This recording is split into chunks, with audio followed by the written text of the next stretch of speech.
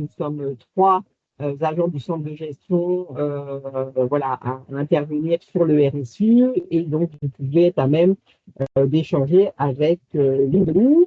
Donc, je vais commencer par moi. Donc, je suis Alexandra Barraud, je suis conseillère emploi et évolution professionnelle au centre service emploi du centre de gestion de la Sarthe. Je vous laisse la parole.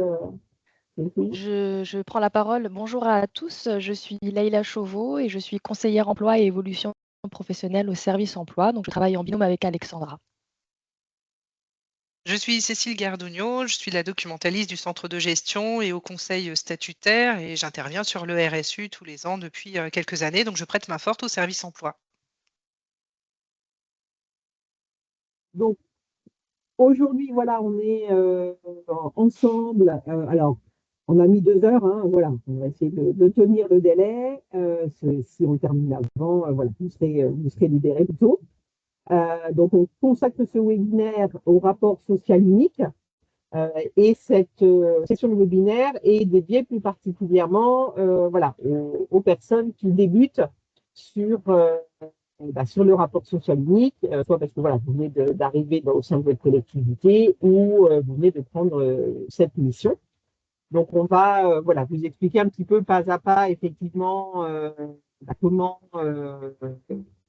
compléter le rapport social unique, vous expliquer un peu dans quel contexte ça s'inscrit, vous présenter effectivement la plateforme qui est dédiée euh, au remplissage du RSU, et puis également, une fois que la saisie sera faite, les documents que vous allez pouvoir récupérer euh, pour exploiter effectivement les données saisies. Donc, le RSU, qu'est-ce que c'est? euh, C'est un outil qui va permettre voilà, d'apprécier la situation des collectivités et des établissements publics sur des données, sur les données RH, à savoir sur plusieurs items, donc tout ce qui va être lié à l'emploi, aux effectifs, au recrutement, à la formation, à l'absentéisme, au temps de travail, aux conditions de travail, la rémunération, les droits sociaux, la GPEC, donc voilà, un nombre assez large effectivement de thèmes.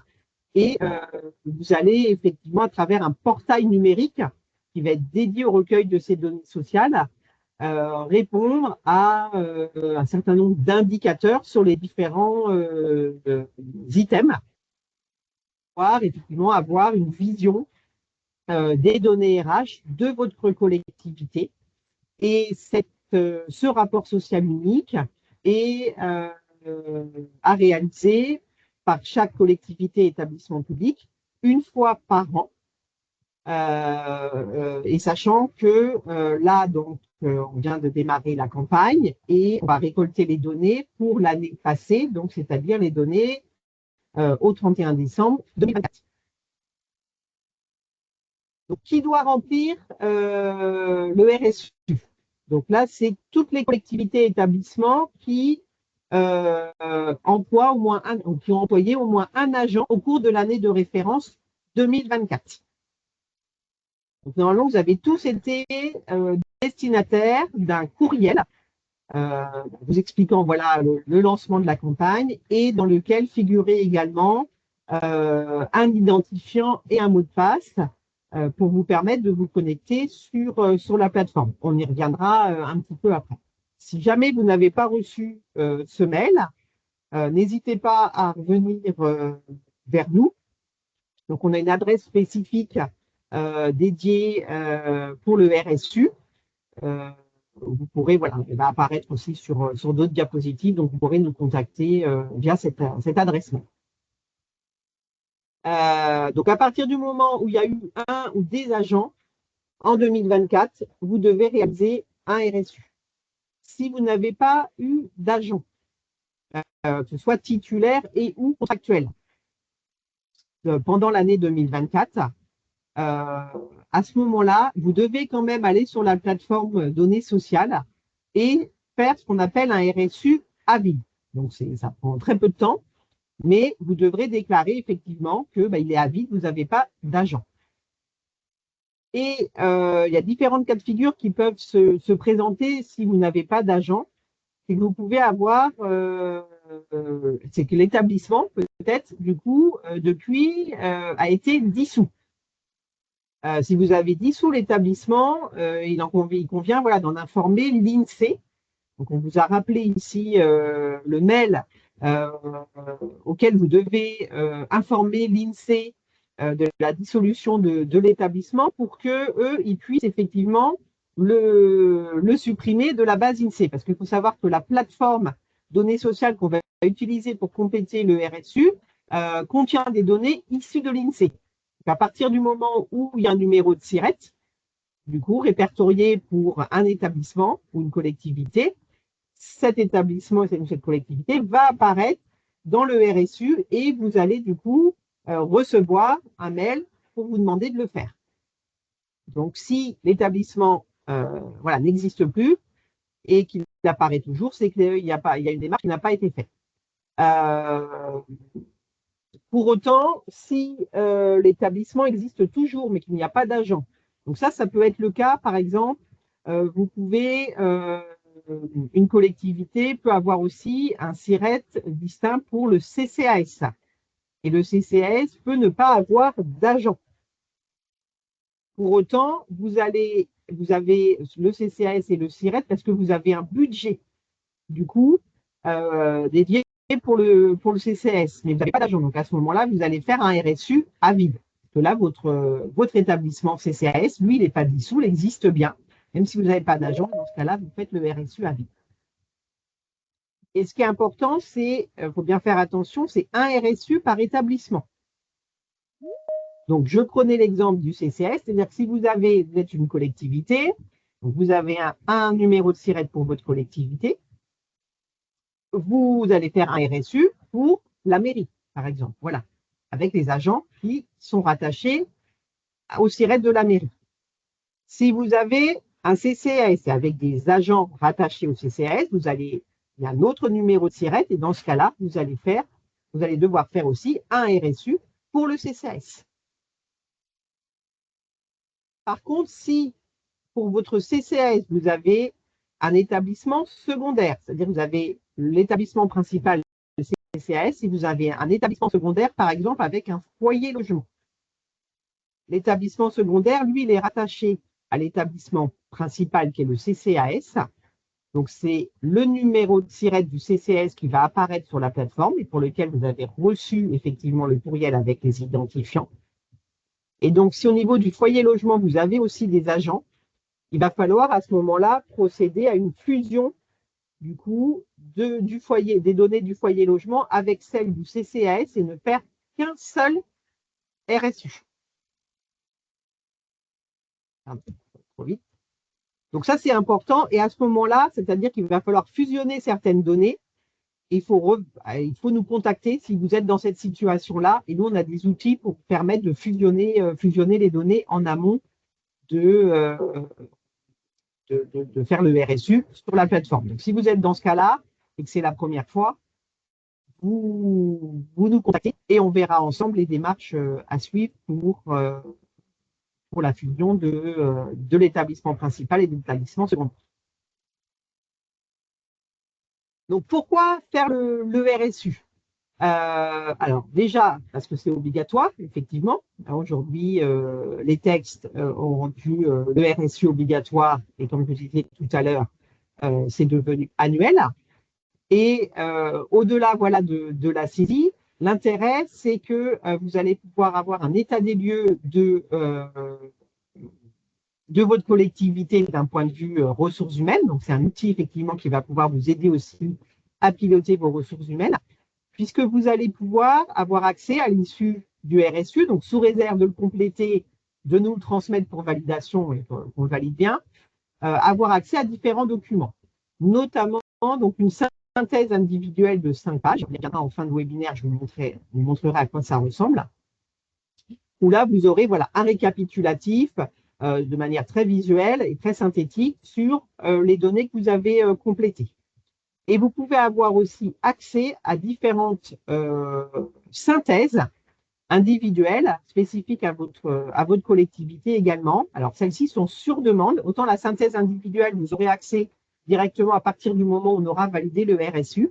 Pour les autres synthèses, sur les risques psychosociaux, sur l'absentéisme, l'égalité professionnelle, ou sur la santé, la sécurité, les conditions de travail, là, il faut venir également vers nous pour nous demander l'accès à ces synthèses individuelles. Je fais un petit aparté sur la synthèse santé, sécurité et conditions de travail, le RAST qu'on appelle.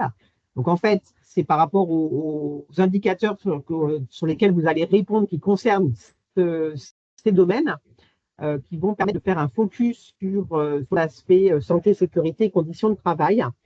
Et certains ou certaines d'entre vous participent peut-être cet après-midi à un autre webinaire qui est proposé par le centre de gestion par mes collègues du service prévention sur le PAPRIPAC, qui est aussi une nouvelle obligation que vous allez avoir à mener, du coup, avec un plan d'action lié voilà, sur le domaine santé, sécurité et conditions de travail.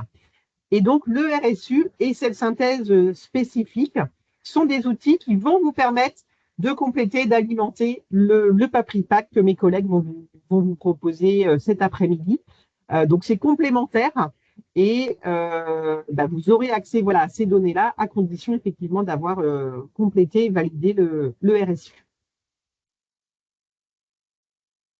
Donc, ensuite, comment vous allez pouvoir effectivement compléter le RSU. Donc, avant d'aller sur l'application, vous allez en amont devoir préparer certains documents parce que vous allez avoir besoin de données qui vont vous aider effectivement à compléter les indicateurs.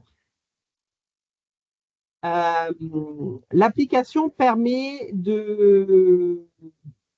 d'importer des données qui vont permettre de pré-remplir certains indicateurs. Et pour ça, vous allez avoir besoin de soit vos DSN, donc vos 12 DSN pour l'année 2024, hein, puisque vous avez une DSN par mois, donc on aura besoin des 12 DSN pour pouvoir les importer dans l'application, ou un fichier d'échange qui est généré par votre SIRH, donc votre éditeur paye, qui est un fichier sous format TXT.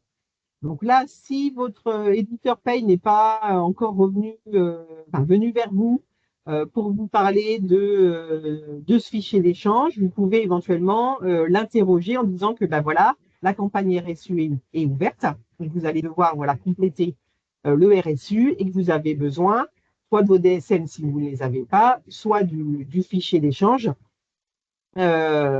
qu'ils peuvent générer. On verra tout à l'heure les avantages et les inconvénients, soit des DSN, soit du fichier d'échange.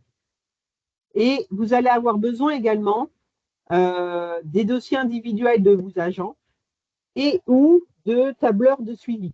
Ça va dépendre effectivement comment déjà la strate de votre collectivité, si vous avez beaucoup d'agents ou pas. Plus on a d'agents et souvent on a des tableaux de suivi qui sont des tableaux souvent Excel et qui vont vous permettre de compléter. Si ce n'est pas le cas, ça va être les dossiers individuels. Vous allez retrouver des informations concernant, par exemple, les formations qu'ont suivies vos agents sur l'année 2024. Éventuellement, s'il y a eu des accidents, des maladies professionnelles, des inaptitudes. Et également, le compte épargne-temps, enfin, toutes les données RH pour vos agents. Un petit rappel, j'ai devancé tout à l'heure où je vous ai parlé effectivement si vous avez plusieurs budgets également, donc plusieurs DSN pour un même établissement, la possibilité de fusionner les DSN avant l'import. Donc ça, pareil, il faut nous contacter à l'adresse donc rsu@cdg72.fr. Donc, il ne faut pas hésiter, la moindre question. Surtout, c'est a priori pour une majorité d'entre vous une première cette année pour compléter le RSU. Donc, à nous interroger et on reviendra vers vous pour vous accompagner. Cécile, tu me dis si jamais il y a des questions, n'hésitez pas à poser des questions dans le chat ou à lever la main si vous avez besoin de précision. T'inquiète pas, pour l'instant, ça a l'air de bien se dérouler. Très bien, donc je continue. Donc voilà les éléments qu'il faut préparer en amont. oui, une information importante concernant l'import des données. Ce que je vous disais, vous allez avoir des éléments qui vont être précisés. Du coup, le fait d'importer, puisque ça va prendre effectivement les données issues de la paye. Pour autant, il y a certains éléments qui vont être à vérifier et d'autres qui vont être à compléter, puisque toutes les données ne sont pas issues de la paye. Les formations, les droits sociaux, les dépenses de fonctionnement, par exemple, qui vous sont demandées. Donc, il y a un certain nombre d'indicateurs où là, il n'y aura pas de données présaisies. Donc, il faudra bien effectivement aller compléter les informations sur ces items-là pour compléter la totalité du RSU. Et bien sûr, la qualité de pré-remplissage du RSU est tributaire de la qualité des DSN ou du fichier d'échange même, et donc des paramétrages dans votre logiciel paye. Donc, s'il y a des paramétrages effectivement qui n'étaient pas bons sur l'année 2024, ou s'il y a des données qui n'ont pas été saisies ou qui ont été pas saisies complètement, ou qu'il y a eu des erreurs dans la saisie, ça va ressortir dans les DSN et donc ça va ressortir dans le RSU. Donc, il y aura toujours possibilité d'aller modifier dans le RSU les données. Mais pour autant, ça veut dire qu'à un moment donné, par rapport à votre logiciel, il y a quelque chose qui n'est pas correct ou pas juste. Donc, il faut penser voilà, à regarder pour peut-être se dire, ça voilà, ça ne correspond pas finalement à la réalité.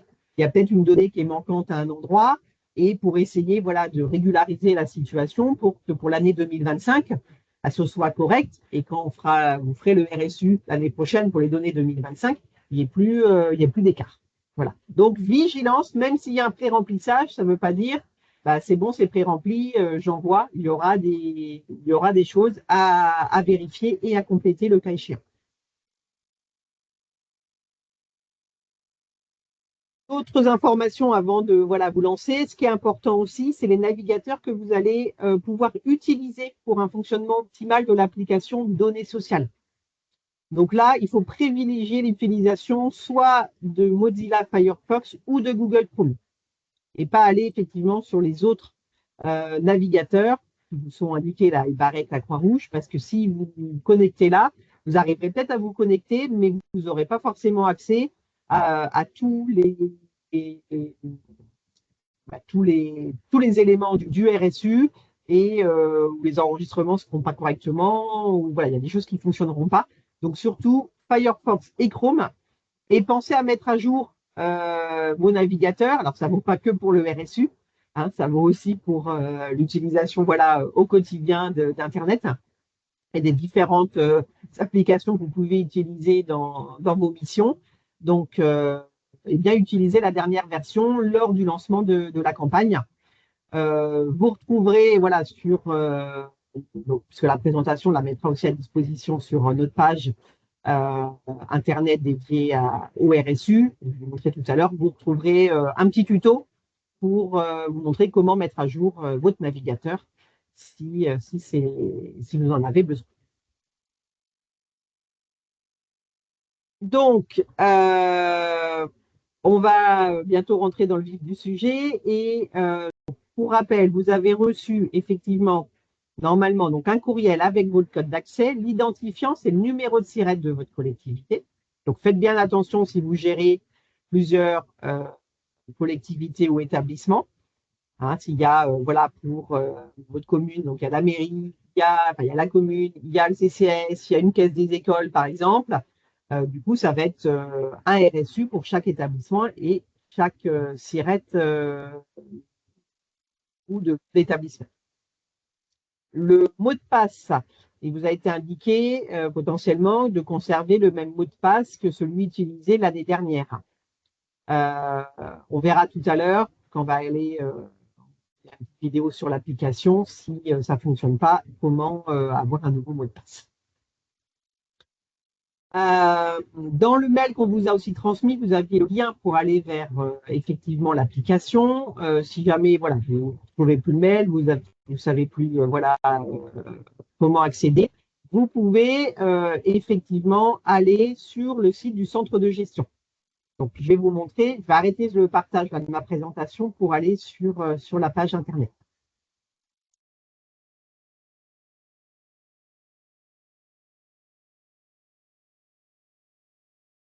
Donc, juste le temps de faire la manipulation.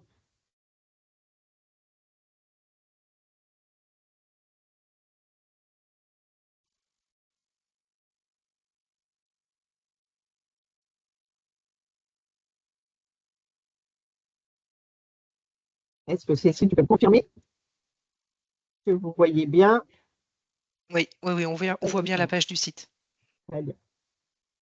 Donc, sur le site du centre de gestion, euh, pour rappel, c'est www.cdgv72.fr. Lorsque vous arrivez sur la page d'accueil, vous avez toujours le bandeau à gauche, centre de gestion, avec les différents items. Et donc, il y a un item spécifique consacré au rapport social unique RSU et avec une page, donc, rapport social unique RSU 2024, lancement de campagne. Et donc, à ce moment-là, vous arrivez sur cette page-là où vous allez retrouver les éléments en partie que je viens de vous présenter, hein, sur qu'est-ce que le RSU, le lien vers l'application données sociales. Vous pouvez cliquer et vous aurez accès à l'application.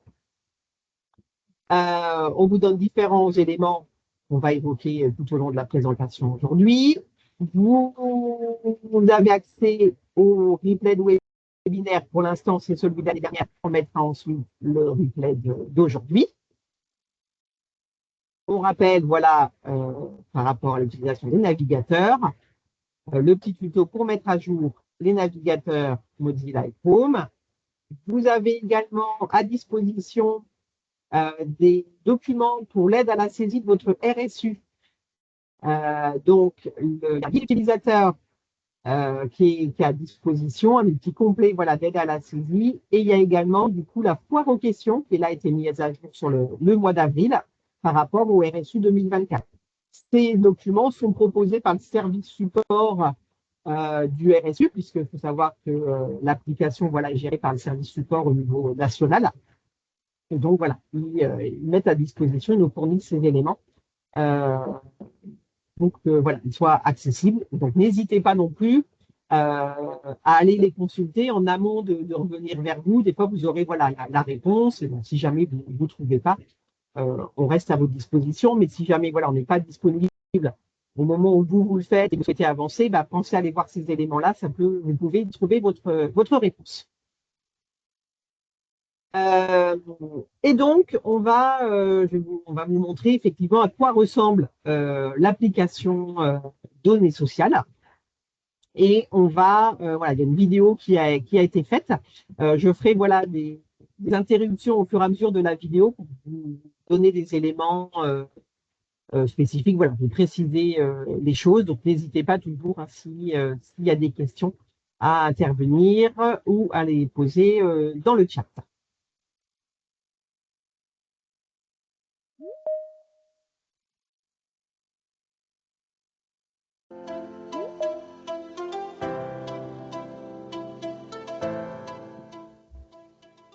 L'interface de l'application Données sociales a été repensée pour être plus intuitive et rendre votre expérience plus fluide et plus efficace. Accédez à l'application via l'adresse mentionnée ci-dessus.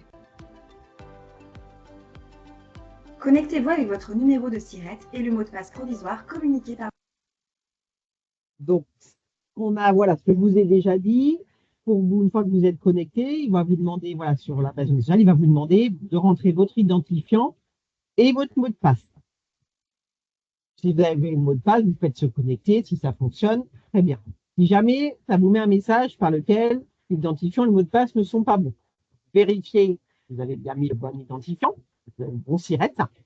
Si jamais le mot de passe ne fonctionne pas ou vous n'avez pas le mot de passe de l'année dernière, puisque vous venez d'arriver, il n'y a peut-être pas eu de tuilage avec la personne qui était avant, vous n'avez pas l'information. Alors, là, deux possibilités. Vous pouvez éventuellement faire mot de passe oublié. Mais si vous faites ça, il faut être sûr de l'adresse qui a été rentrée, l'adresse mail qui a été rentrée dans l'application données sociales. Puisque c'est selon l'adresse, en fonction de l'adresse qui est rentrée, c'est là que le mot de passe va être envoyé. Donc, si vous ne savez pas sur quelle adresse ça a été envoyé, ou s'il y a eu un changement d'adresse au niveau de la collectivité, là, ça peut être, je ne vous conseille pas de faire cette méthode-là parce que vous n'allez jamais recevoir le mail avec le nouveau mot de passe. Dans ce cas-là, comment faire? vous rentrez un mot de passe fictif. Par exemple, RSU. Vous le rentrez une première fois, il va vous dire que c'est pas bon. Vous le refaites une deuxième fois, pas toujours pas bon. Vous le refaites une troisième fois. Là, il va vous dire que du coup, votre compte est bloqué et de prendre contact avec votre centre de gestion. À ce moment-là, alors vous pouvez toujours nous faire un petit mail, mais de toute façon, nous, sur l'application, en tant que gestionnaire du coup RSU pour la SART, on a une information par laquelle on a une collectivité dont le compte est bloqué. Et ça nous permet de vous générer un nouveau mot de passe temporaire qu'on va vous transmettre par mail, voilà, pour que vous puissiez de nouveau vous connecter. Donc ça, c'est la méthode la plus sûre. Si vraiment vous ne savez pas, voilà, quelle adresse mail est enregistrée dans l'application pour pouvoir du coup recevoir le nouveau mot de passe. À votre centre de gestion. Nouveau, l'œil vous permet de visualiser votre mot de passe. À l'occasion de votre première connexion, vérifiez l'ensemble de vos informations. Si celles-ci sont correctes, personnalisez votre mot de passe qui sera valable pour la durée de la campagne. Celui-ci devra contenir au minimum 12 caractères et inclure majuscules, minuscules, chiffres et symboles. Vous arrivez alors sur la page Mon compte. Vous y retrouverez l'identification de votre collectivité et le contact identifié. Vous pouvez ajouter un nouveau contact en saisissant l'ensemble des champs. Celui-ci peut être un contact secondaire, un contact par défaut ou le contact GPEC. Votre centre de gestion paramètre votre affiliation et le rattachement au comité social territorial. Ces champs ne sont pas modifiables.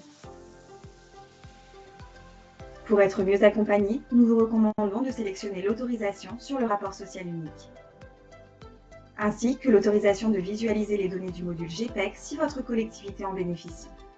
De même, vous pouvez autoriser le partage de vos données dans le cadre du partenariat avec votre courtier en assurance. Retrouvez le contact de votre centre de gestion via le blog dédié ou en passant par la rubrique en haut à droite Mon CDG. Donc, une fois voilà, que votre identifiant et votre mot de passe vous ont permis de vous connecter, vous allez arriver.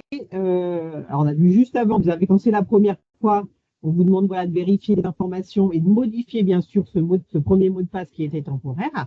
Et ensuite, vous arrivez sur cet écran.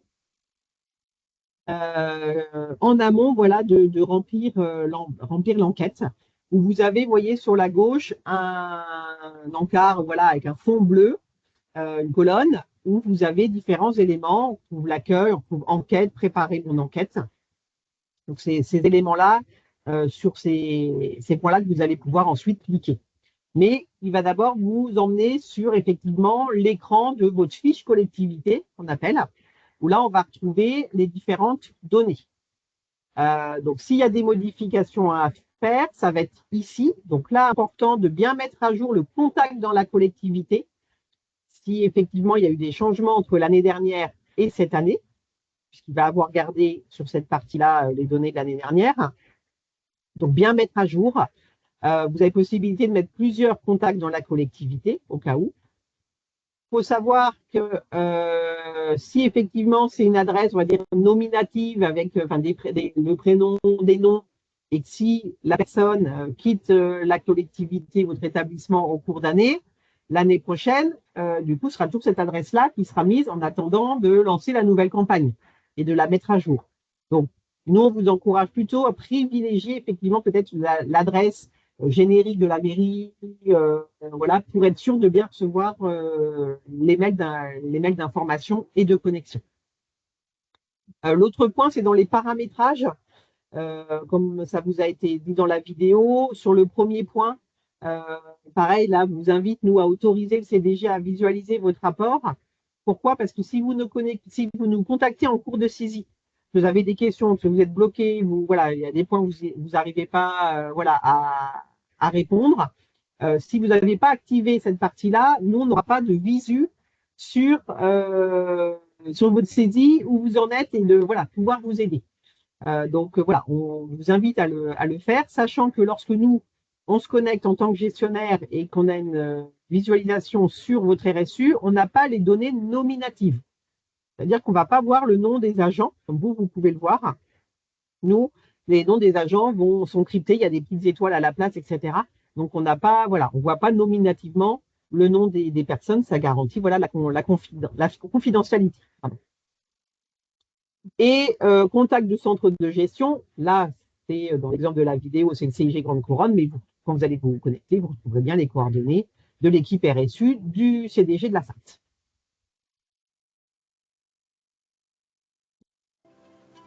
Vous pouvez également échanger avec votre centre de gestion via la rubrique « Poser une question ». Enfin, consultez le suivi de votre demande via la rubrique « Visualiser mes réponses ». Sur votre page d'accueil, retrouvez l'état de saisie de votre RSU, le mode de saisie, le pré-remplissage et la date d'initialisation. Pour démarrer la saisie, cliquez sur « Préparer mon enquête ». Cliquez ensuite sur le bouton « Importer mes données ». Les données peuvent être au format DSN, N4DS. Vous pouvez également importer le fichier d'échange fourni par votre éditeur SIRH. Alors, là, effectivement, vous êtes sur démarrer la saisie, alors RSU, alors c'est 2024, hein, la vidéo a été faite pour l'année dernière, ils n'ont pas fait de vidéo, ils n'ont pas actualisé la vidéo parce qu'il n'y avait pas de changement, effectivement, sur l'application cette année. Il y a eu un changement la dernière, c'était une nouvelle interface, mais cette année, il n'y a pas de changement voilà, sur l'interface, il n'y a pas de changement d'indicateur. Donc ça, c'est une très bonne nouvelle. Alors voilà, vous débutez sur le RSU, mais il faut savoir que sur les dernières années, il y a eu beaucoup de modifications voilà, sur le fond et sur la forme. Donc c'est vrai que chaque année, voilà, il fallait prendre en compte ces nouveautés. Et là, cette année, c'est une année, on va dire, relativement voilà, calme, où après, il y a des ajustements, des améliorations, on va dire, d'utilisation de la plateforme, mais pas de gros changements. Donc la vidéo, voilà, est celle de l'année dernière, mais on est bien sur le RSU avec les données 2024.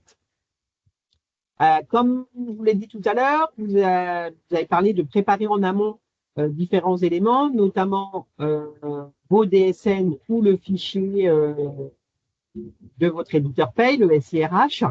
C'est à ce moment-là que vous allez en avoir besoin, au moment de démarrer votre saisie. Puisque là, vous allez pouvoir importer les données pour faire une saisie avec le pré-remplissage. Vous avez toujours possibilité de faire une saisie sans pré-remplissage. C'est l'écran qu'on a à côté, enfin, qui est un petit peu masqué, mais c'est-à-dire que si vous avez que 1 ou 2 agents, vous allez peut-être vous dire, ben, je vais faire sans pré-remplissage. C'est-à-dire que là, vous allez faire manuellement l'enregistrement de vos agents dans l'application. Voilà, là, il ne faut vraiment pas avoir beaucoup d'agents parce que sinon, ça va vous prendre beaucoup de temps de tout saisir. Et donc là, pour importer les données, alors N4DS, aujourd'hui, logiquement, il n'y en a plus. Hein, tout le monde est passé maintenant à la DSN. Alors, DSN ou le fichier de l'éditeur paye, l'avantage de la DSN, c'est que lorsqu'elles vont être importées, vous allez arriver sur un autre écran qui va vous donner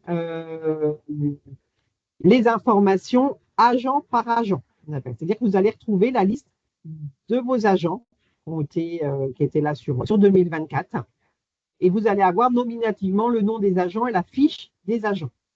C'est-à-dire que pour aller vérifier et donc aussi pour aller potentiellement soit modifier, soit compléter des données, vous allez pouvoir le faire avec la fiche de chacun de vos agents et ça va être potentiellement plus facile pour vous de retrouver les données. Si vous importez le SIRH de votre éditeur paye, vous allez arriver ce qu'on appelle directement dans le consolidé ou le tableau par tableau, pardon, c'est-à-dire que les données vont être, tous les données de vos agents vont être déjà regroupées par thème. Au tout début, je vous ai dit, il y a des items sur l'emploi, la rémunération, la formation. Tout va déjà être regroupé. Et là, vous n'allez plus avoir les données nominatives. Donc, vous allez savoir, par exemple, que vous avez tant d'agents qui sont dans la filière administrative, qui travaillent à temps complet en catégorie C. Mais vous n'allez pas savoir que c'est Madame Dupont ou Monsieur Intel qui qui est dans cette catégorie-là. Et donc, s'il y a des choses qui ne sont pas cohérentes, pour retrouver, là, ça va être un petit peu plus compliqué. Mais lorsqu'on a beaucoup d'agents, ça peut être aussi difficile de vérifier un par un. Et si vous avez des tableaux de suivi, effectivement, les tableurs, on parlait tout à l'heure, RH de suivi sur vos effectifs, etc., peut-être qu'à ce moment-là, vous allez opter pour le SIRH. Donc là, ça va vraiment être en fonction de votre situation. Mais si effectivement, vous n'avez pas énormément d'agents, nous, on préconise plutôt de faire avec les DSN parce que ça va être plus facile pour vous. Et notamment, en plus, si c'est la première fois, de pouvoir vérifier et vous y retrouver par rapport avec les données sur vos agents.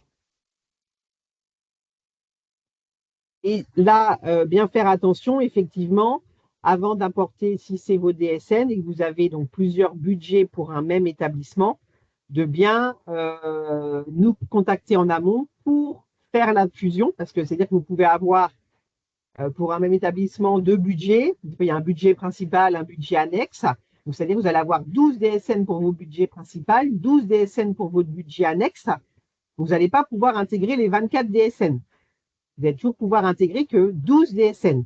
Donc, il faut fusionner. Nous, on a un outil qui nous permet de fusionner les 24 DSN et d'en ressortir plus que 12.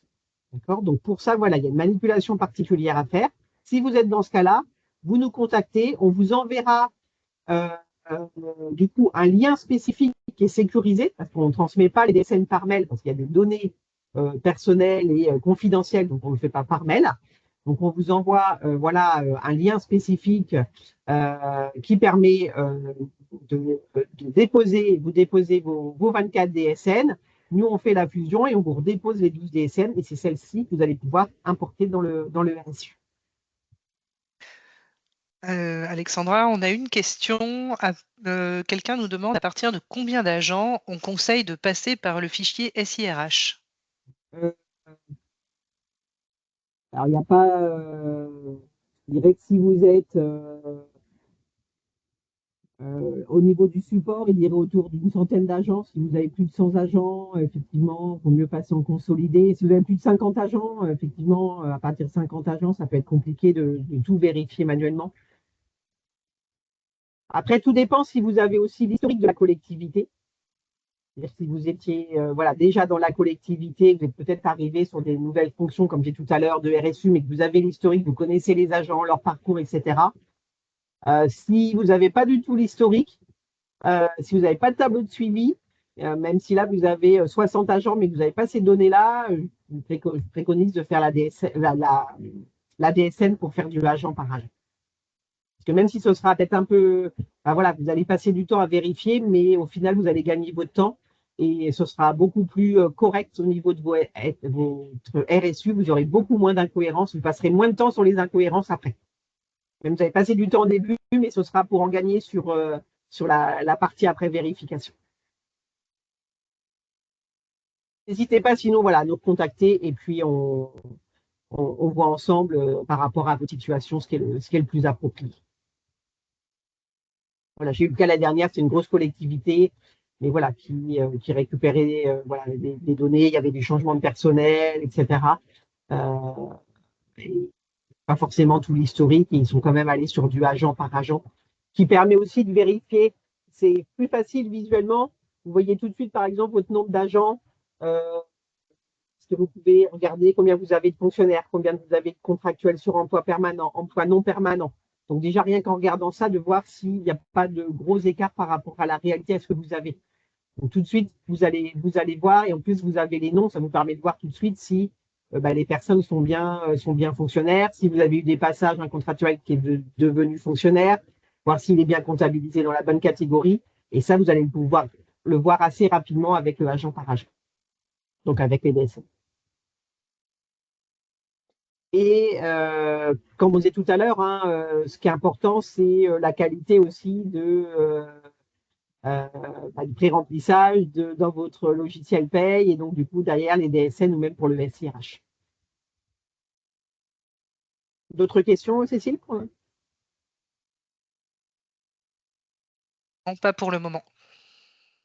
Donc je continue.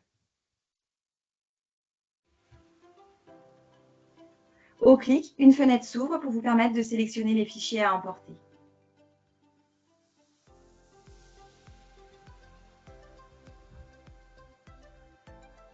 Cliquez sur Moi suivant pour importer tous vos fichiers. Cliquez sur Terminer pour lancer le.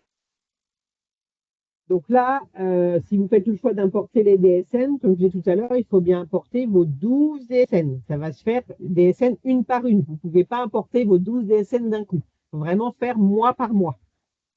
Et lorsque vous allez, et il vous met à chaque fois, vous voyez une ligne en vous disant même le nombre d'agents qui apparaît dans les DSN. Ça vous permet de voir si ça correspond aussi.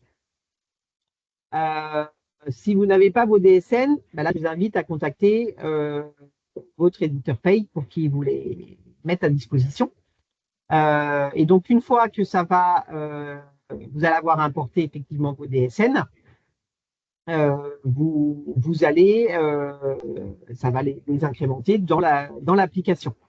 Ce qui est important, c'est là, quand vous avez vos DSN sur votre ordinateur, copiez vos DSN. Du coup, partez pas directement sur vos fichiers sources. Vous les copiez. Du coup, dans un autre fichier pour le RSU, vous copiez vos 12 DSN et c'est là que vous devez les chercher après. Voilà, gardez bien vos fichiers sources intacts sans y toucher, pour pas vous ayez de problème après sur vos DSN, et bien les garder, les fichiers sources intacts. Le traitement. Sur le tableau de bord agent par agent, vous retrouverez tous les éléments importés. Le nombre d'agents à contrôler, le nombre d'agents. Alors, je fais juste une petite pause ici. Une fois que vous allez avoir intégré effectivement vos DSN, vous allez arriver sur ce nouvel écran. Donc, il y a un tableau de bord. Vous aurez juste avant, effectivement, à la fin de l'intégration des DSN, avant d'arriver ici, la petite nouveauté, donc du coup, mais qui n'est pas dans la vidéo, c'est que pour les collectivités qui sont rattachées au CST du centre de gestion, c'est-à-dire que les collectivités qui ont moins de 50 agents, vous allez avoir la possibilité cette année d'opter pour, à l'issue de l'import des DSN, pour aussi un pré-remplissage des informations collectivités. Vous avez ici sur l'écran, en bas à droite, données collectivités, où il y a là écrit information collectivité, ici c'est à 0%. C'est-à-dire que là, une fois qu'on va rentrer dans la saisie des indicateurs, il y a une partie à faire par rapport à vos agents, mais il y a une partie aussi indicateur sur la collectivité. Donc jusqu'à maintenant, il fallait compléter toutes ces données, tous ces indicateurs un par un. Maintenant, il y a la possibilité, mais pour le moment que pour les collectivités à moins de 50 agents, d'accepter au moment de l'import des DSN d'avoir ces données collectivités pré-remplies, ce qui fait que quand vous arriverez ici, information collectivité, ce sera déjà pré-rempli autour de 50%. Puisqu'en fait, il y a un certain nombre d'indicateurs, soit qui ne concernent pas les collectivités de moins de 50 agents, soit qui sont des situations très, très spécifiques, et donc qui, dans, on va dire, 99% des cas, la réponse va être non par les collectivités de moins de 50 agents. Donc, ce qui fait que le service support a travaillé voilà, pour que ces indicateurs, par défaut, soient complétés sur non et vous évite effectivement de devoir faire une saisie complète pour les collectivités concernées. Ça n'empêche pas que si jamais par rapport à la question que vous voyez qui est mise où c'est indiqué non, finalement vous êtes concerné exceptionnellement en 2024 sur cette question-là, vous pourrez toujours modifier. Donc ça vous est proposé juste au moment là où vous importez les 12 DSN, vous aurez un écran qui vous dit est-ce que vous voulez effectivement bénéficier du pré-remplissage des informations collectivités, oui ou non. Vous pouvez choisir non et vouloir compléter toutes les données. Ou vous pouvez mettre oui, c'est déjà pré-rempli et vous regardez et vous pouvez modifier. Ça, c'est le premier point à ce moment-là.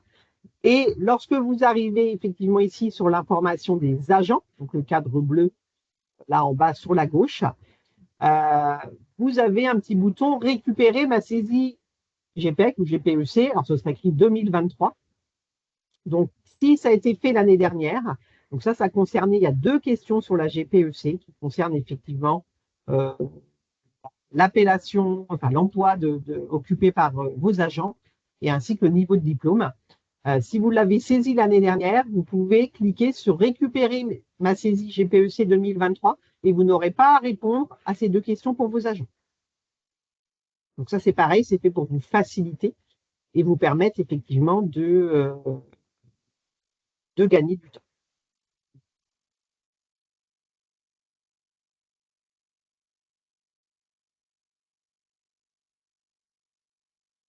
Déjà contrôlé et la partie données collectivité à compléter. Sur la partie supérieure, retrouvez la date de début de la saisie, un bouton pour réinitialiser la saisie, la possibilité d'exporter au format Excel les données agents, et enfin, la possibilité de générer votre RSU pour la transmission in fine. Alors, point important par rapport à ces 3 boutons. Il faut surtout faire attention au bouton rouge, réinitialiser la saisie. Si vous cliquez sur ce bouton, logiquement, il y aura un message qui apparaîtra pour vous demander si vous êtes bien sûr de vouloir réinitialiser la saisie. Si vous dites oui, ça veut dire qu'à ce moment-là, les données que vous aurez saisies, ou là, si c'est au tout début, les données que vous aurez pré-remplies, par exemple, via vos DSN, vont être supprimées. Et il n'y a pas de retour en arrière possible. Donc, si vous avez juste saisi vos DSN, que vous n'avez rien fait d'autre, en soi, on va dire que ce n'est pas très, très grave, vous devrez de nouveau saisir vos DSN. Si par contre, vous aviez déjà fait de la saisie, parce qu'on va voir que finalement, vous n'êtes pas obligé de faire tout votre RSU en une seule fois. Vous pouvez y aller par étapes, en faire une partie en fonction du temps que vous pouvez y accorder et y revenir. Ce qu'il faut, c'est bien enregistrer à chaque fois les données.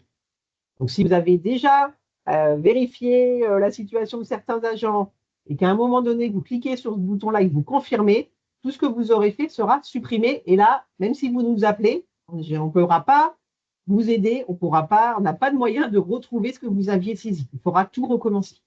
Donc, attention, ce bouton-là, c'est vraiment un cas très exceptionnel. Ensuite, sur l'export Excel données agents, c'est-à-dire que là, vous avez possibilité d'exporter sous format Excel les données de vos agents. Ça peut vous permettre des fois de voir un petit peu effectivement ce qu'il en est, les données qui peuvent manquer. Donc, ça peut être intéressant de le faire. Ou également, lorsque vous avez terminé de saisir les informations pour vos agents et avant de passer effectivement au bouton « Générer mon RSU ». Ça, à un moment donné, il faudra le faire lorsque vous allez avoir effectivement contrôlé la totalité des agents et que vos données collectivité vont être à 100%. Une fois que vous aurez fait ça, vous allez cliquer sur « Générer mon RSU » pour passer du coup dans la deuxième étape qui est là, effectivement, le consolider, aller item par item. Donc, ça peut être bien quand vous avez fait le agent par agent, avant de passer à générer, de cliquer sur l'export Excel, de récupérer le fichier Excel, parce qu'une fois que vous allez passer dans la deuxième étape, les données seront consolidées, vous n'aurez plus moyen de revenir dans le agent par agent et de dire « Ah, mais mince, c'était que ça concernait qui ?» Donc ça, effectivement, ça peut être bien de le faire à minima avant de passer à générer mon consolidé.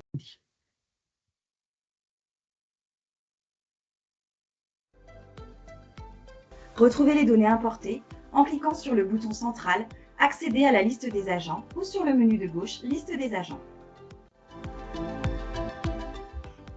Désormais, des tableaux de bord agent par agent sont à votre disposition. Un tableau récapitulatif vous permet de visualiser les agents présents au 31 décembre selon le statut, les arrivées et les départs, ainsi que l'effectif théorique. Il vous est possible d'affiner ce tableau en affichant les colonnes de votre choix. Trier et filtrer directement depuis les colonnes. Pour une meilleure visualisation, utilisez le mode plein écran. Alors, je vais juste revenir, voilà, ici. Donc, c'est ce que je vous disais tout à l'heure. Une fois, voilà, vous avez importé vos DSN, vous êtes dans le agent par agent, qu'on appelle. Donc, vous voyez que sur la gauche, dans la colonne bleue, là, on a une nouvelle arborescence qui apparaît. Tableau de bord agent par agent. On retrouve les informations collectivité. Si vous cliquez ici, vous aurez des indicateurs qui vont apparaître. Et puis là, on est dans liste des agents. Et donc là, vous avez un premier tableau récapitulatif avec le statut effectivement de vos agents, fonctionnaires, contractuels permanents, non permanents. Et vous avez également en dessous la liste nominative de vos agents. Bon, là, dans l'exemple, il n'y a qu'un nom, mais si vous avez plusieurs agents, vous aurez du coup la liste de tous vos agents. Et vous voyez qu'en haut à droite, vous avez nombre d'agents à contrôler. Là, dans l'exemple, il y a un seul agent. Nombre d'agents contrôlés, 0, parce qu'on n'est pas encore allé contrôler cet agent. Et il y a toujours possibilité, si jamais il manquait un agent, d'ajouter manuellement avec le bouton bleu, là, le plus, ajouter agent. Vous pouvez toujours ajouter un agent. Et donc, vous allez avoir pour chaque agent une ligne qui va reprendre effectivement différents éléments. Il y a des petites flèches sur l'exemple, c'est une flèche rouge qui va vers la gauche. Ça veut dire que l'agent a été présent en 2024, mais aujourd'hui, il est parti, il est sorti de la collectivité. Mais il a été là à un moment donné, il a travaillé, il a été rémunéré. Donc, comme on est sur les données 2024, il va apparaître. Vous pouvez avoir une flèche verte et qui va aller vers la droite. Ça veut dire à ce moment-là qu'il est rentré, arrivé au cours de l'année au sein de votre collectivité. Il n'a peut-être pas travaillé sur toute l'année, mais c'est-à-dire que lui, il est encore présent. Par contre, au 31 décembre 2024. Et vous pouvez avoir aussi un signe égal qui va être en général qui est bleu. Là, ça veut dire que l'agent était déjà là l'année d'avant, il est toujours là. Il n'a pas, eu de mouvement, il n'est pas sorti, il n'est pas arrivé dans l'année. Il a été là, présent sur toute l'année. Donc ça, ça peut vous permettre aussi visuellement de voir rapidement si ça correspond bien à la réalité. Vous avez un numéro d'identifiant, du coup, qui est attribué. Ce numéro-là, nous, on pourra vous le demander si vous nous contactez pour vous accompagner, dans le sens où nous, comme je vous disais tout à l'heure, on ne verra pas le nom et le prénom de l'agent. Ce sera masqué. Donc, on vous dira, donnez-moi le numéro de matricule pour qu'on puisse aller sur la fiche de l'agent. Donc, vous avez les différentes données, vous avez le statut, vous avez l'état, où on voit que là, par exemple, c'est en non initialisé parce qu'on n'est pas du tout encore allé sur la fiche de l'agent, et il y a l'action saisir.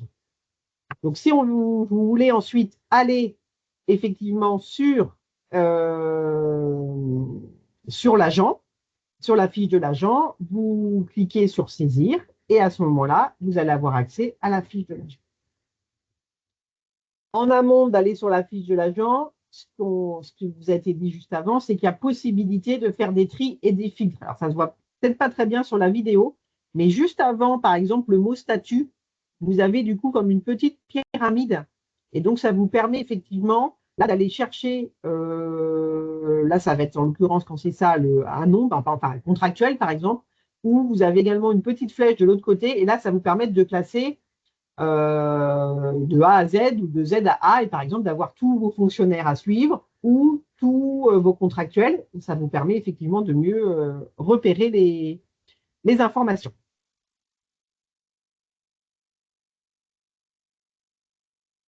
Pas de questions du coup, Cécile? Toujours pas.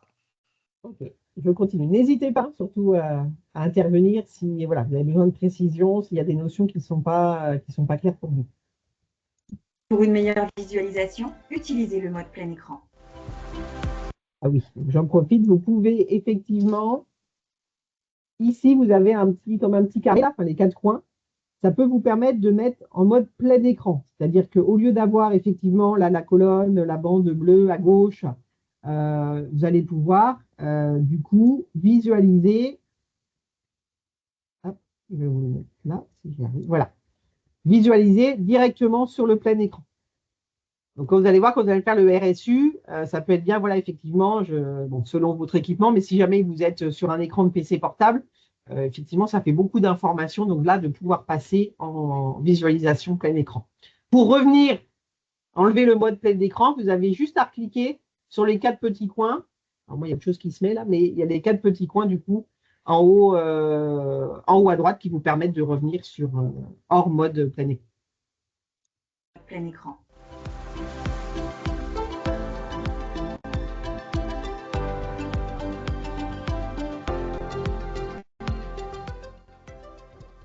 Modifiez les informations de vos agents en cliquant sur le bouton Saisir.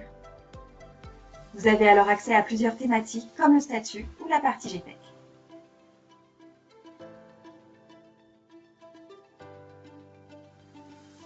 Certains champs restent à compléter. Cliquez enfin sur « Enregistrer » pour valider les données. Pour visualiser les éléments repris, cliquez sur le bouton Crayon dans la colonne Action. Sur la fiche Identité de l'agent, retrouvez ses informations statutaires, sa rémunération et ses primes. Ces informations sont bien sûr modifiables en ajoutant des données. Alors là, c'est passé un petit peu vite, mais on est rentré dans la fiche d'un agent. Vous avez effectivement, toujours dans la partie gauche, la colonne bleue, vous voyez que dans Information d'agent, puisque là, on est rentré sur la fiche d'un agent précisément, on a des thèmes qui sont apparus. Statut, rémunération, absence, formation, autres, GPEC. Et vous avez des petits codes couleurs qui vous permettent de voir qu'il y a des choses qui doivent être remplies et peut-être pas d'autres. Ils vont en reparler, je crois, sur les codes couleurs, mais je vous donne l'info. Quand c'est blanc, c'est que là, effectivement, il y a des informations à compléter qui ne sont pas encore complétées. Quand il y a du vert, comme la rémunération, normalement, c'est que là, tout est complété et en plus, ça semble correct, c'est vert. Quand il y a du orange et du blanc, comme sur le statut, ça veut dire que là, il y a du blanc, donc il manque des infos, et il y a du orange, donc potentiellement, il y a des choses qui ne sont pas cohérentes. Donc, il faut bien aller sur chaque item pour aller soit vérifier, modifier le cas échéant et compléter. Et vous avez pas mal d'informations, des listes déroulantes qui vont vous permettre, si on prend le statut, vous avez la liste déroulante, est-ce qu'il est titulaire, est-ce qu'il est contractuel, sur emploi permanent, etc. Donc, vous aidez, vous cliquez après sur les petites flèches, et ça vous met une liste déroulante qui vous permet, du coup, de modifier le cas échéant si ce n'est pas bien complété pour l'agent. Si vous faites des modifications, pensez à bien enregistrer. En général, c'est en bas à droite de la page. Modifier, annuler si finalement la modification que vous avez faite ne vous convient pas. Et juste avant, il y avait un bouton enregistrer.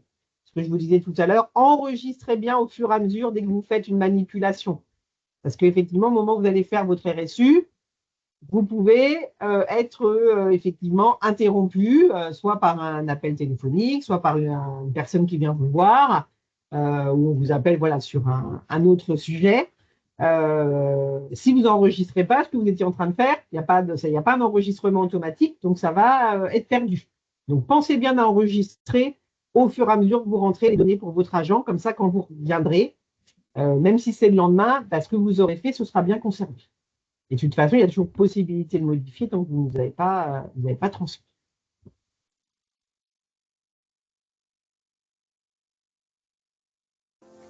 Pour finir, cliquez sur « Modifier » puis « Enregistrer ». L'import DSN permet également de récupérer des données sur l'absence et de compléter les éléments manquants. N'oubliez pas d'enregistrer. Donc là, effectivement, ils sont passés sur l'autre item qui est l'absence.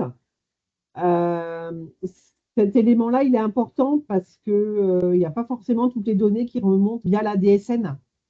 Donc, si vous savez qu'un agent était absent et qu'il n'y a pas, effectivement, c'est pas remonté, il faudra venir avec le bouton « Ajouter une période d'absence », intégrer les données, effectivement, enregistrer manuellement les données d'absence avec le nombre de jours de carence prélevés, la somme des retenues pour les délais de carence. Donc, bien vérifier ces éléments-là pour les agents et modifier le cas échéant avec le petit crayon que vous avez au bout de la ligne, là où il y a action. Vous pouvez du coup toujours modifier. Et le bouton enregistrer qu'on retrouve en bas à droite.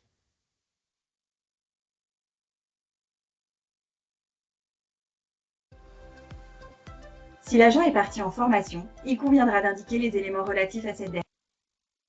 Juste, c'était pour vous montrer, voilà. Je vous parlais juste avant des listes déroulantes. Vous voyez, là, c'est aussi le cas avec les formations. Donc ça, c'est sûr que les formations, vous n'allez pas avoir de données qui viennent de la DSN. Ce n'est pas dedans. Dans un moment, du coup, ça passe par la paye pour dire que l'agent, il est parti en formation d'intégration, en formation de professionnalisation avec le CNHPT ou un autre organisme. Donc là, il va vraiment falloir venir le saisir manuellement. Et donc, vous avez aussi accès à ces listes déroulantes. Il conviendra d'indiquer les éléments relatifs à cette dernière, intitulé nombre de jours, organisme. Sur la colonne de gauche, un code couleur vous indique l'état d'avancement de votre saisie pour chaque item.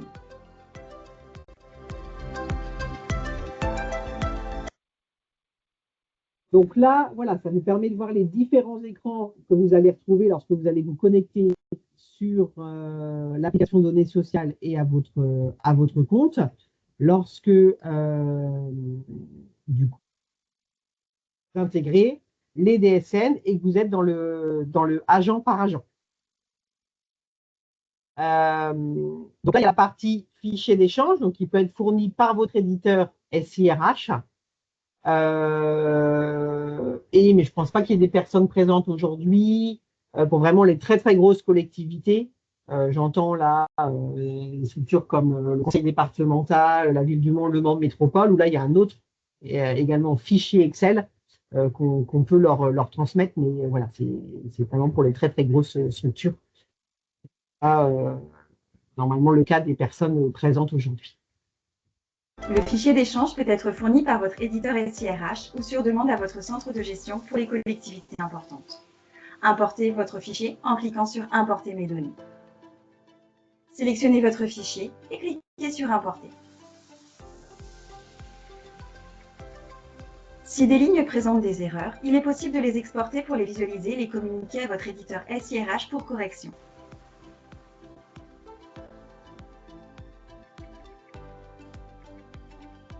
Nouveauté, après validation, vous arrivez sur le tableau de bord consolidé.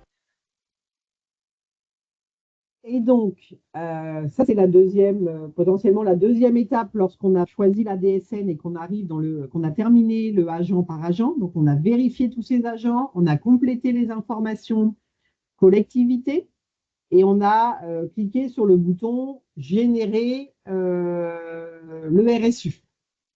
Vous allez arriver sur ce nouveau tableau de bord consolidé. Et donc là, vous arrivez également là si vous faites le choix d'importer le fichier de votre éditeur paye. Si vous faites le choix d'importer le fichier d'éditeur paye, vous n'aurez pas toute la partie avant, agent par agent. Vous arriverez directement ici, sur ce tableau de bord, comme je vous disais, avec les items où toutes les données sont consolidées, regroupées. Et là, vous n'avez plus accès nominativement à qui est dans les effectifs, qui a telle rémunération, qui a intégré cette année, qui a fait telle formation. Là, on a vraiment les données au global. On va savoir que, par exemple, pour la formation, il y a 3 fonctionnaires hommes catégorie C, 2 contractuels sur emploi permanent femmes catégorie B. On va avoir les données de manière générale et consolidée.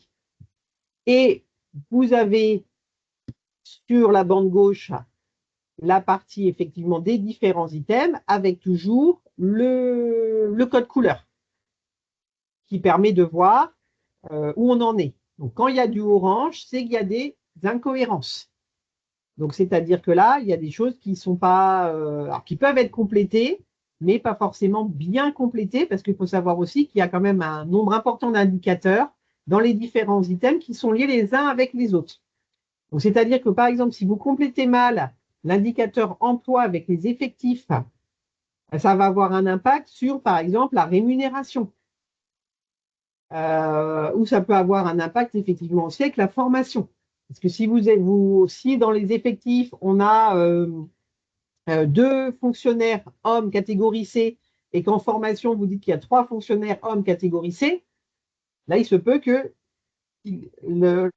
la plateforme dise qu'il y a une incohérence parce qu'effectivement, on ne peut pas avoir plus de personnes en formation que d'agents dans la collectivité. Donc, vous allez avoir ce type de message qui peut être stipulé. Et donc, ça, vous l'avez par le biais des petits ronds. Et sachant que lorsque vous cliquez sur l'item emploi, vous voyez, il y a une petite flèche à côté du rond jaune sur la gauche, ça va décliner. Derrière, vous allez avoir accès à tous les indicateurs. Dès qu'il y a une petite flèche, même devant un indicateur, ça veut dire que derrière, il y a d'autres indicateurs encore à compléter.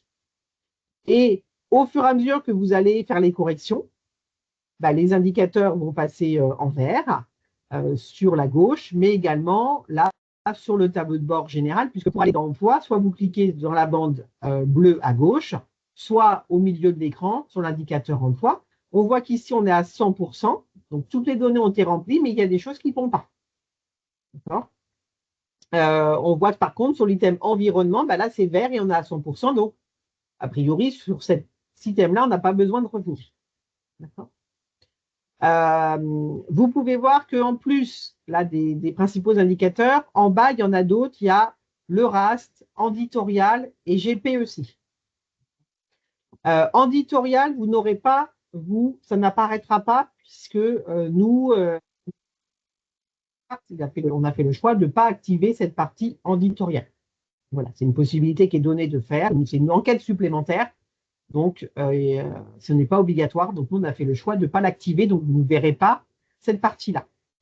Sur la partie RAST, donc ça, c'est en lien avec la santé et la sécurité. Je vous en ai parlé au début.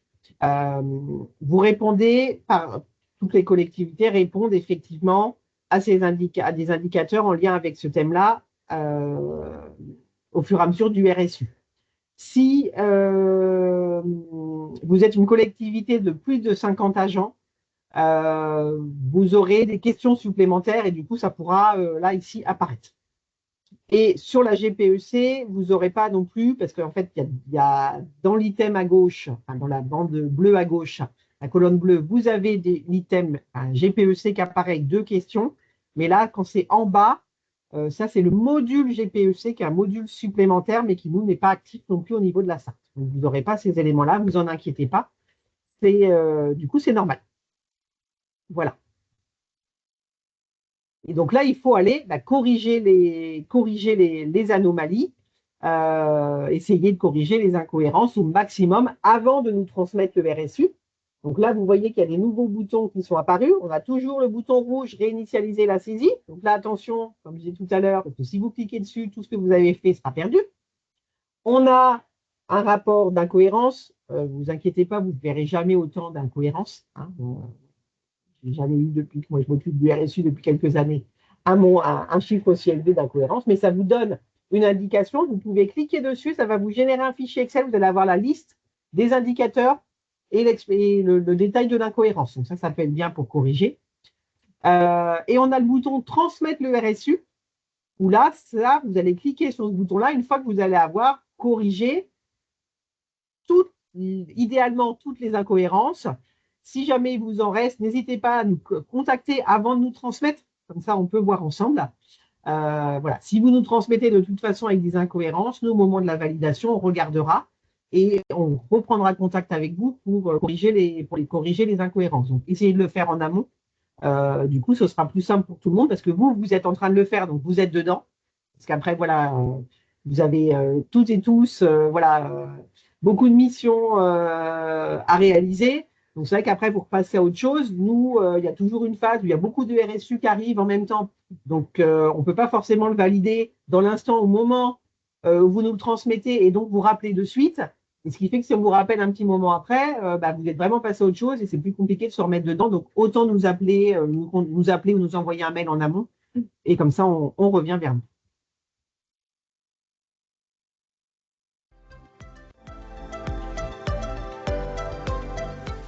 La navigation dans la partie tableau par tableau a été optimisée pour vous permettre de trouver rapidement les informations dont vous avez besoin. Des filtres dynamiques vous permettent de trier et d'analyser vos données plus facilement. Adaptez le tableau à vos besoins, masquage de colonnes ou de lignes, filtre par filière, système de repli. Alors, je fais une petite pause ici. Alors, déjà, pour vous montrer, vous voyez dans la colonne sur la gauche, que là, on a l'arborescence, du coup, a été dépliée.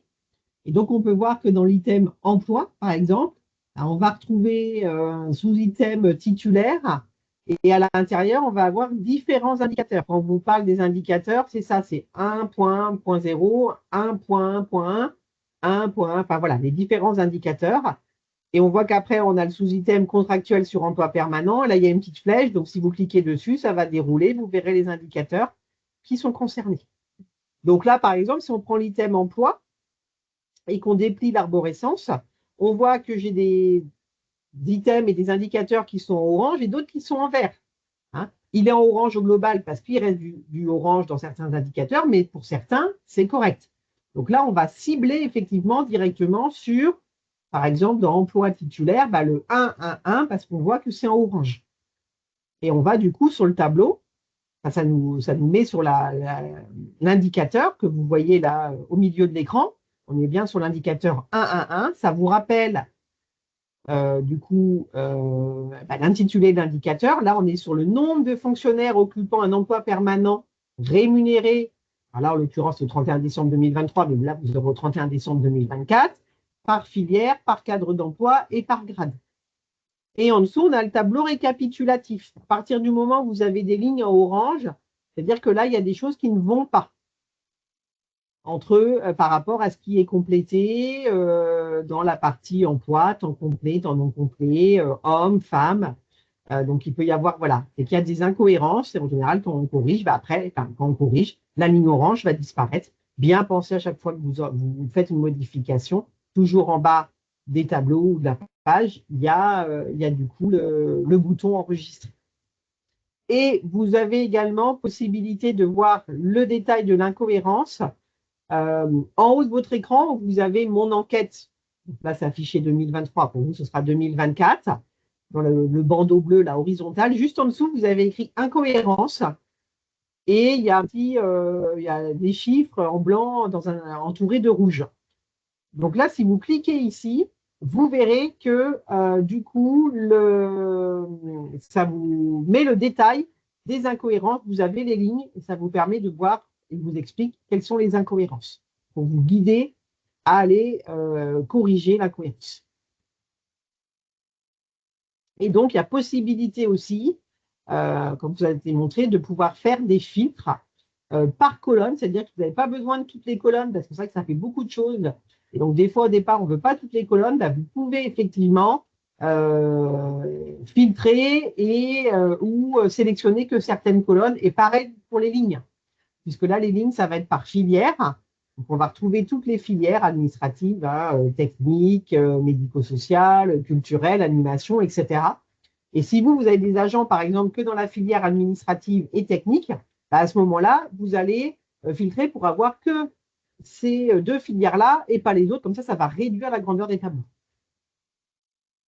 Donc ça, c'est vraiment pour vous aider aussi à faciliter effectivement la correction des incohérences et penser toujours éventuellement à mettre en plein écran pour une meilleure visualisation.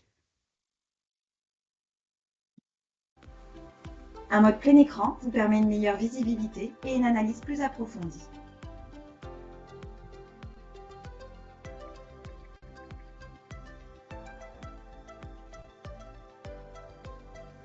Un code couleur vous permet de voir facilement l'état d'avancée de votre saisie, rubrique par rubrique.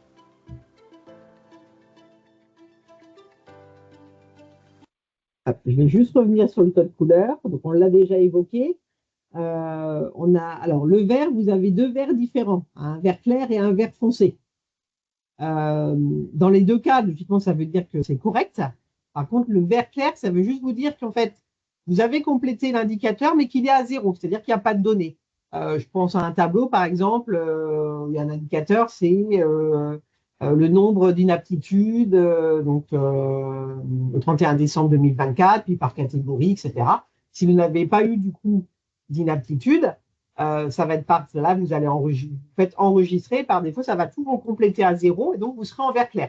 Ça donne juste l'indication de dire c'est bien complété, mais par contre, effectivement, la donnée est à 0. Alors que quand c'est en vert foncé, l'indicateur est complété, mais là, il y a des données. Donc, on va avoir saisi, par exemple, qu'il y a eu un agent qui a eu une inaptitude en 2024. Voilà, le orange, on a vu, c'est qu'il y a des indicateurs qui sont incohérents. Et on peut avoir du bleu, c'est-à-dire que là, potentiellement, on attend des valeurs sur cet indicateur-là et on n'en a pas.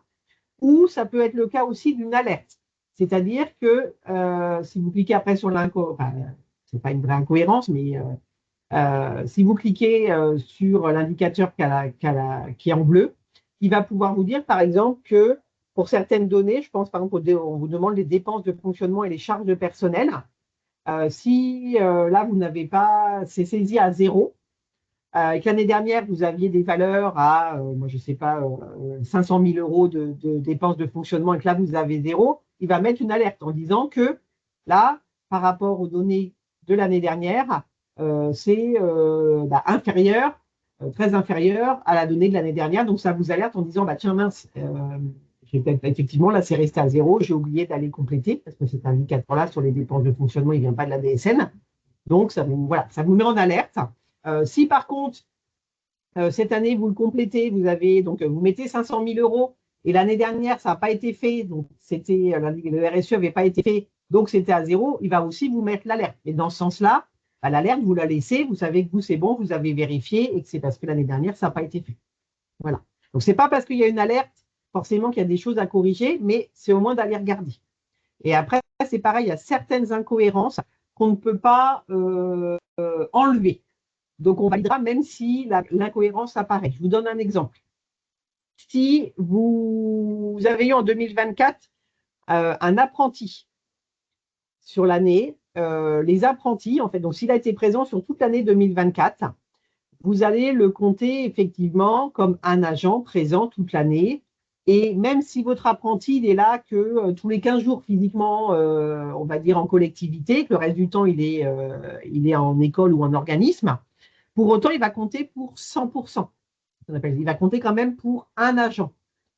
Alors qu'au niveau de la rémunération, vous allez le rémunérer en fonction, effectivement, aujourd'hui, de ce qui est prévu pour l'apprentissage. Donc, lui, vous n'allez pas le payer sur, effectivement, forcément, le SMIC. Hein, ça va être fonction des tableaux, ce qui est prévu pour l'apprentissage. Et, en fait, la plateforme, le système, lui, est prévu sur l'indicateur rémunération pour comparer par rapport au SMIC. Donc, forcément, il va vous mettre une incohérence. Mais en l'occurrence, cette incohérence-là, on ne pourra pas la corriger parce qu'elle correspond bien à la réalité. Et c'est bien ce qu'on a dans la foire aux questions de dire, sur cet indicateur-là, vous laissez l'incohérence parce que voilà, c'est lié à l'apprenti. Et ce n'est pas la même incohérence que pour les autres. Donc, ça peut arriver que pour certaines, vous dites, je ne comprends pas. Moi, j'ai vérifié, c'est bon, je n'arrive pas à corriger. Limite, vous nous passez un petit coup de fil, on voit ensemble et on pourra peut-être vous dire que sur cette incohérence-là, on la laissera comme ça et on validera quand même. Ce ne sera pas bloquant pour valider.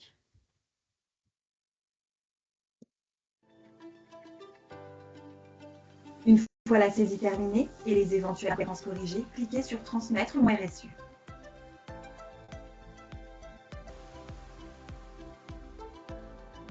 Pour faciliter votre analyse, une fonctionnalité d'export vous est proposée.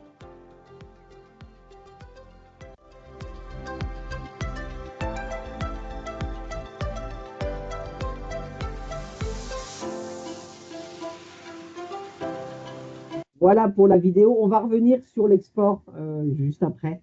Je vais revenir dessus parce que là, il n'y avait pas de détails dans la vidéo. Donc, je vais arrêter le partage de la vidéo.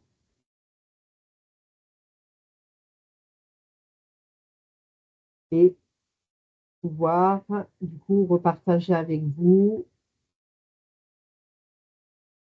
Au niveau des questions, t'inquiète pas, on est toujours OK. J'ai pu répondre à une question directement dans la conversation. C'était par rapport à ETPR. La personne voulait savoir ce que ça voulait dire ETPR. Donc, ça veut dire équivalent temps plein rémunéré. Oui. Donc, ça veut dire que si vous avez un agent qui travaille à temps complet toute l'année, vous compterez un ETPR. Si vous avez un agent qui travaille à temps complet, mais que la moitié de l'année, 6 mois, ça vous fera 0,5 ETPR.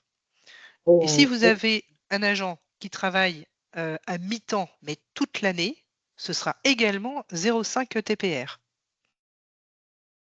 On va revenir dessus justement là sur les notions statutaires. Ça marche. Est-ce que vous voyez du coup mon écran avec le diaporama? Oui, c'est OK. OK. Donc, c'est très bien qu'il y ait cette question-là. On va y revenir. Voilà, déjà, Cécile a pu vous donner une première précision. Et on va revenir justement maintenant pour vous aider à compléter au mieux le RSU, revenir sur certaines notions statutaires où il peut y avoir des confusions et qui entraînent souvent les incohérences les plus fréquentes. Donc, on voulait voilà, partager avec vous ces éléments-là qui sont importants. Donc, la première chose, c'est la différence entre le temps partiel et le temps non complet. Donc, on prend l'exemple voilà, d'un agent qui travaille à 28 heures. Donc, si c'est le cas d'un temps partiel, c'est-à-dire que l'emploi occupe l'agent, lui, il est créé à 35 heures. Et l'agent, à un moment donné, il a demandé à occuper à temps partiel, à 80% dans notre exemple, par exemple, pour ne pas travailler le mercredi. Mais à un moment donné, l'agent pourra solliciter son retour à temps complet. Donc, ça veut dire que là, on a bien l'emploi qu'au départ à temps complet. À un moment donné, pour une certaine durée, l'agent l'occupe à temps partiel, mais pourra revenir, effectivement, l'occuper à temps complet. Donc là, on parle bien, dans ce cas-là, on est bien sur du temps partiel. Le deuxième cas, du temps non complet, là, l'emploi, il a été créé à 28 heures, parce que le besoin de la collectivité, il est d'avoir un agent qui travaille 28 heures sur tel emploi, sur un emploi, pour les besoins de service. Là, à ce moment-là, l'agent, il ne pourra pas travailler 35 heures, puisque l'emploi créé, il est à 28 heures. Donc là, on est bien sur un temps non complet. Donc voilà la notion entre temps partiel et temps non complet. Il faut que vous raisonniez en disant l'emploi, il a été créé à combien d'heures? Et en fonction de ça, ça vous permet voilà, de bien déterminer. Et ça, c'est important parce que quand vous allez compléter les questions effectivement qui vous sont posées dans le RSU, les différents indicateurs, on va avoir ces notions-là. Et si effectivement vous inversez les deux notions, ça va avoir un impact sur les différents indicateurs et c'est ça qui peut vous créer des incohérences. Donc ça, c'est le premier point. Ensuite, on a effectivement les équivalents temps plein rémunérés qu'on appelle voilà, ETPR. Et donc, là, c'est lié à la présence de l'agent et à sa rémunération. Donc, l'équivalent temps plein rémunéré, lui, il est proportionnel à l'activité de l'agent. Et donc, c'est mesuré par sa quantité de travail et sa période d'activité sur l'année. Donc, pour les agents à temps partiel, qu'on a évoqué tout à l'heure, donc un emploi à 35 heures, mais l'agent, par exemple, travaille à 80%, c'est l'exemple qu'on avait, à ce moment-là, en équivalent temps plein, ça va correspondre à 0,80 ou 0,8 ETPR. En fait, un agent qui, lui, travaille à temps complet toute l'année, donc à 100%, le TPR est égal à 1. Ça, c'est voilà, c'est la base 100%, temps complet, toute l'année, ça vaut 1. Et après, toujours à se poser voilà, les deux questions, c'est du coup, il travaille quelle quantité de temps de travail et quelle période sur l'année il a travaillé. Vous pouvez avoir un agent qui travaille à temps complet, donc à 100%, mais qui travaille que 6 mois de l'année. Donc à ce moment-là, il ne va pas compter, on ne va pas dire 1 ETPR, mais 0,5, puisqu'il a travaillé la moitié de l'année.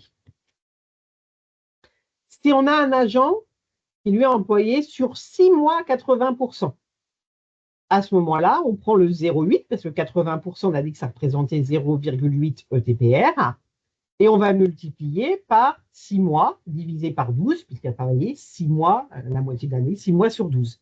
Et donc, on va compter 0,4 équivalent temps plein rémunéré.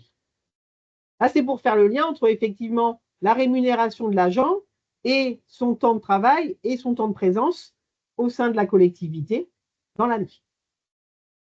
Un agent qui travaillerait 6 mois à 80% et 6 mois à temps complet, ça peut arriver, effectivement, il y a une évolution. À ce moment-là, on va faire 0,8 fois les 6 douzièmes et on va ajouter, comme il a travaillé 1 fois 6 mois sur 12, puisqu'il comptait pour 1 ETPR, 6 mois de l'année. Donc, sur l'année, ça va représenter 0,90 ETPR.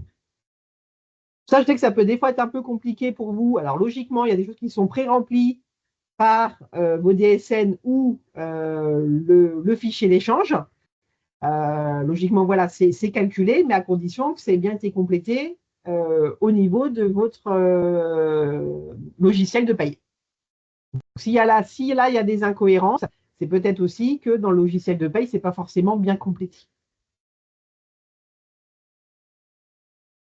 Et le dernier exemple, c'est si l'agent là est à temps non complet, donc c'est-à-dire comme si on reprend l'exemple qu'on a vu au début qui était de 28 heures par semaine, à ce moment-là, ça correspond aussi à 0,8 équivalent temps plein rémunéré.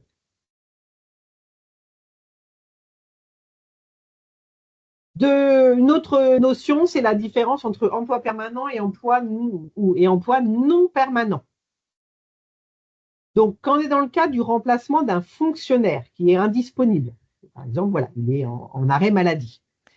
Alexandra, je t'interromps deux petites secondes, s'il te plaît.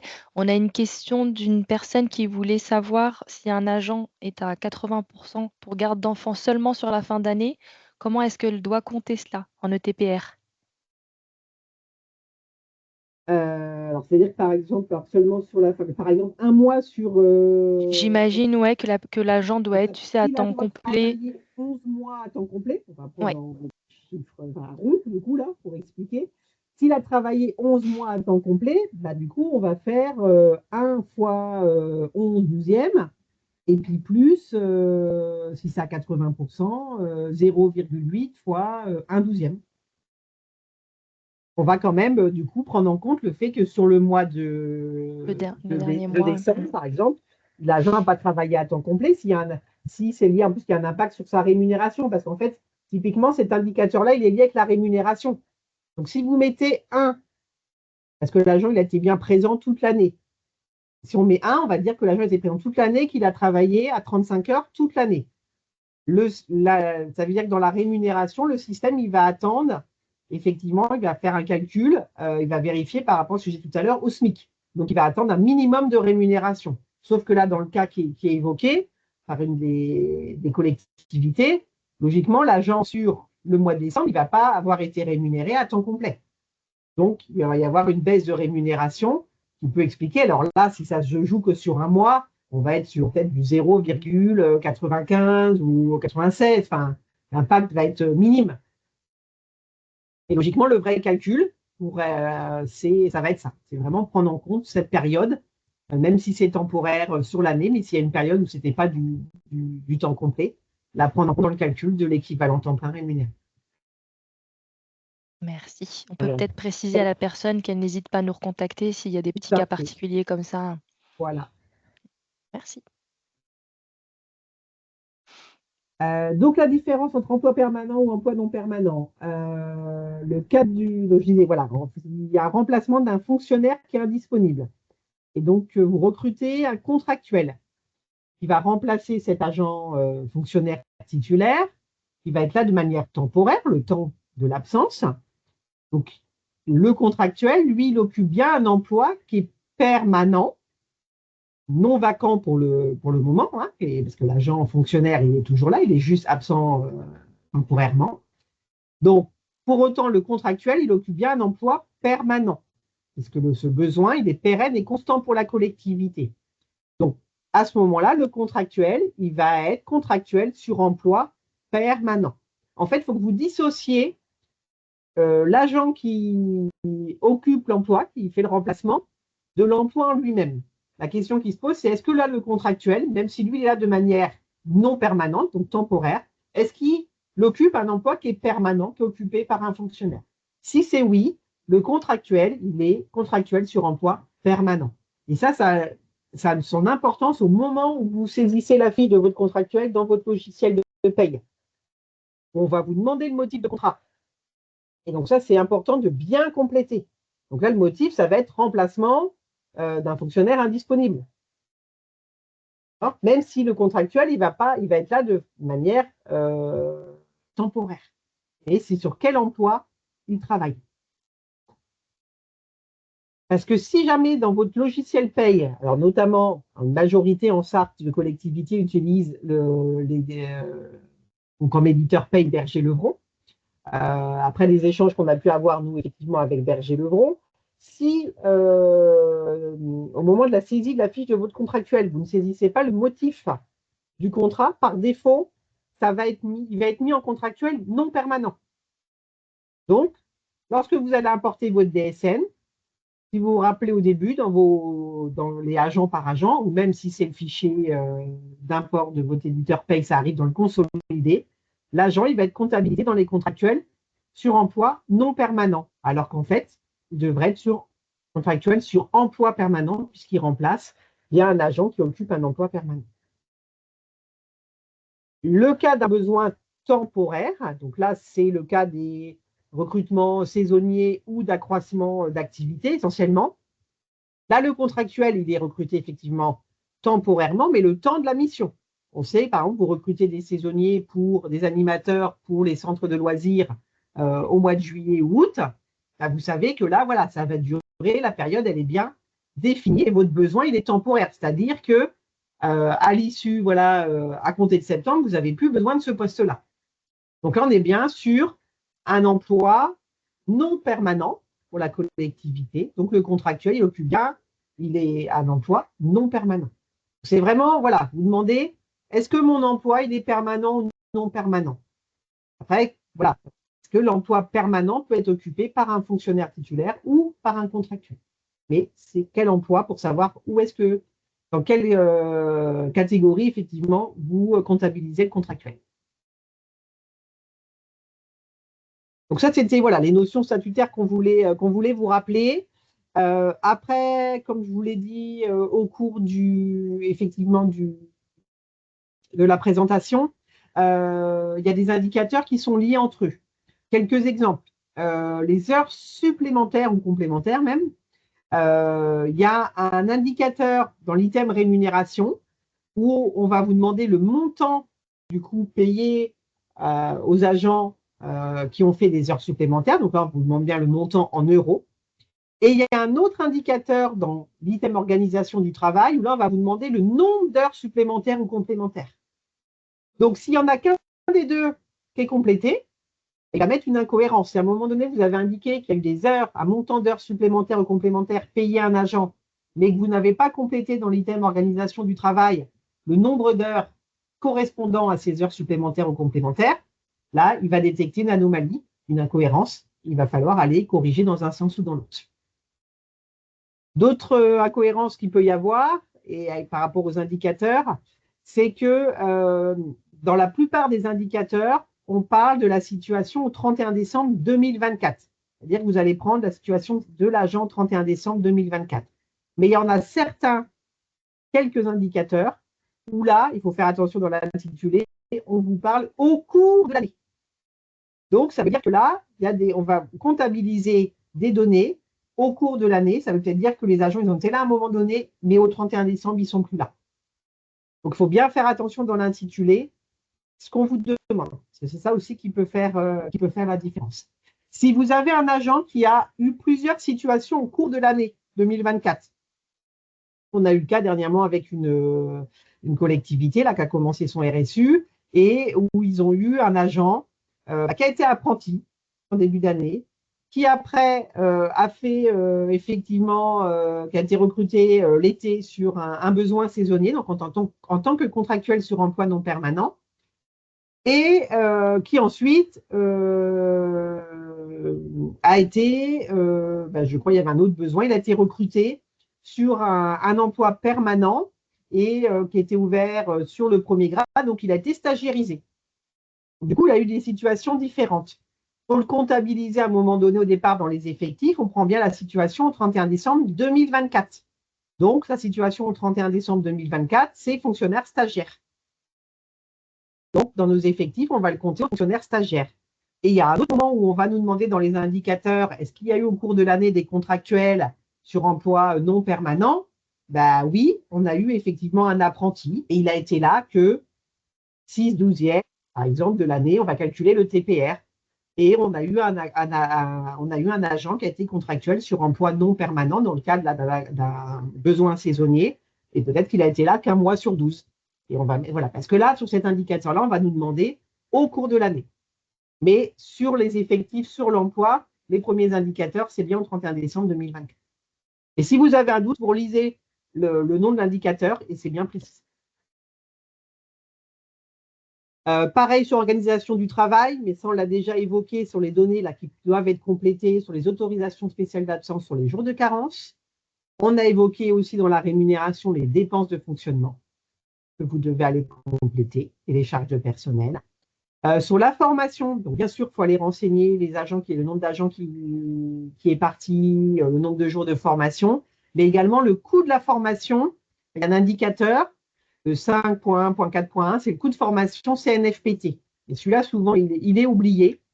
Donc là, en fait, c'est la cotisation que la collectivité effectue auprès du CNFPT au titre de la formation. Donc, à partir du moment où vous avez un agent à temps complet, à minima, vous payez une cotisation auprès du CNFPT. Si vous n'avez pas d'agent à temps complet, vous ne payez pas cette cotisation. Mais si vous avez un agent à temps complet, vous payez cette cotisation et ce montant, vous pouvez le retrouver dans le bordereau récapitulatif URSSAF, où vous avez une ligne par rapport à la cotisation formation CNFPT. D'autres données à compléter qui concernent les droits sociaux. Là, ça va être surtout la partie santé et ou prévoyance. Et si effectivement la collectivité participe à prise en charge pour ces agents de la santé ou de la prévoyance, il faut bien indiquer les montants annuels. Donc, cette année, ils ont reprécisé dans l'indicateur, ce qui n'était pas le cas avant, mais on l'a laissé dans notre présentation pour bien vous alerter sur ce point-là. On parle bien du montant annuel. Alors, particularité pour cette année, par rapport au premier retour d'expérience qu'on a sur ceux qui ont commencé à compléter, attention, pour la prévoyance, on est bien sur l'année 2024. Donc, on ne parle pas de la prévoyance là qui est obligatoire depuis le 1er janvier 2025. Donc, ne pas confondre. Vous avez peut-être une prévoyance aujourd'hui, du coup, liée notamment à votre adhésion avec Collectim pour certains, mais là, on ne parle pas de cette participation-là. On parle bien, on se positionne toujours en 2024. Donc, il est possible que vous n'aviez pas de prévoyance, que la collectivité ne participait pas pour la prévoyance pour ses agents en 2024 et qu'aujourd'hui, elle participe. Mais ça, ce sera sur le RSU pour l'année prochaine. Donc, faites bien attention à cette particularité là liée au changement au 1er janvier 2025. Donc, voilà sur les petites notions qu'on voulait vous préciser. À la fin de la vidéo, il a été évoqué effectivement les synthèses. Donc, comme je vous l'ai dit au début, là, il y a toute la partie effectivement saisie du RSU. Alors, ça prend du temps, hein, effectivement. Ceux là ou celles pour qui c'est la première fois, il faut que vous y consacrez, prévoir un temps quand même assez important de saisie. On sait que ça peut être un petit peu fastidieux. Mais l'intérêt, c'est, comme je vous le disais au début, c'est de voir ce que ça peut vous apporter pour la gestion, et piloter la partie RH de votre collectivité, au-delà de l'obligation légale. Et ça va se manifester avec, effectivement, une fois que votre RSU aura été transmis et validé, la possibilité de récupérer déjà une synthèse générale de vos données. Avant d'aller sur la synthèse, je repense juste à un point tout à l'heure où il y avait bien le bouton « Transmettre le RSU ». N'oubliez pas de le transmettre. Ça arrive tous les ans qu'il y ait des collectivités. Alors, on va faire des rappels. Hein. On fait en général au moins 2 des rappels au cours de la campagne pour vous dire, sauf erreur de notre part, nous n'avons pas encore reçu votre RSU. On rappelle les échéances. Et là, on a souvent quelques collectivités qui nous rappellent, nous disent, si, je l'ai fait, mon RSU. Et en fait, elles ont fait, mais elles n'ont pas transmis. Si vous ne cliquez pas sur le bouton transmettre, ça ne nous parvient pas, on ne peut pas vous valider. D'accord ? Et pareil, le fait d'avoir fait la première étape, si vous êtes dans la partie agent par agent avec la saisie de votre DSN, il faut bien penser à cliquer sur le bouton générer le RSU une fois que vous avez vérifié vos agents et complété les infos de collectivité pour aller sur les tableaux consolidés, corriger les incohérences et ensuite vous transmettre. Donc voilà, ça c'est important parce que tant qu'on n'a pas ça, on ne peut pas vous le valider et donc vous ne pouvez pas avoir accès aux synthèses. Une fois qu'on vous l'aura validé, de toute façon, vous recevrez un email pour vous dire que le centre de gestion a validé votre RSU. Et vous aurez accès toujours, donc du coup, en vous connectant sur l'application données sociales avec votre numéro de SIRET et votre mot de passe. Vous aurez accès, du coup, toujours sur les écrans qui vous sont proposés, comme vous pouvez voir là, dans la colonne bleue, à la partie analyse avec exporter mes données. Et là, vous allez pouvoir récupérer un fichier compressé, il faudra des IP. Et c'est pareil, il y a le mode opératoire pour éditer votre RSU et votre synthèse. Si vous rencontrez des difficultés à ce moment-là, vous n'hésitez pas. Vous nous contactez parce que ça arrive que selon les paramétrages informatiques que vous avez, il peut y avoir des blocages avec des macros, etc. Donc à ce moment-là, si c'est le cas, nous, on exporte la synthèse et on vous la transmet. Et donc, ça va vous permettre d'avoir une synthèse de votre rapport social unique. Vous avez un exemple là, du coup, sur l'écran, sur la partie gauche, pour une commune, comment ça se présente. Hein. Donc voilà, ça, on va retrouver les différents items et vous voyez, vous avez des données avec des graphiques, avec des tableaux, de manière très synthétique. Hein, ça fait 5 pages maximum. Et ça vous donne les principales données sur vos effectifs, sur la rémunération, sur la formation, sur les caractéristiques de vos agents, la répartition par catégorie, etc. Vous avez toutes ces données-là synthétisées pour l'année dans la synthèse. À l'issue, effectivement, aussi du RSU. Donc, une fois que ce sera passé en comité, en CST, comité social, du coup, on pourra éditer ce qu'on appelle des fiches repères. C'est-à-dire que là, on fait des fiches qui consolident les données récupérées dans les RSU. Et on le fait en général par strate de collectivité. Vous avez accès aujourd'hui sur le site internet, sur la page RSU, aux fiches repères pour l'année 2023 par rapport au RSU qui a été le dernier RSU qui a été fait. Et là, on fait par strate de collectivité, collectivité de moins de 1000, de 1000 à 2000, etc. Donc, ça vous permet de pouvoir effectivement aussi vous comparer à des strates de collectivité équivalentes et de regarder où vous vous positionnez par rapport à vos données RH. Un rappel du calendrier prévisionnel. Donc, on a lancé voilà, la campagne le 22 avril. Donc, elle est ouverte jusqu'au 30 septembre. Donc, vous avez jusqu'au 30 septembre pour saisir vos données et qu'on puisse le valider. N'attendez pas le dernier moment parce qu'effectivement, ça prend du temps.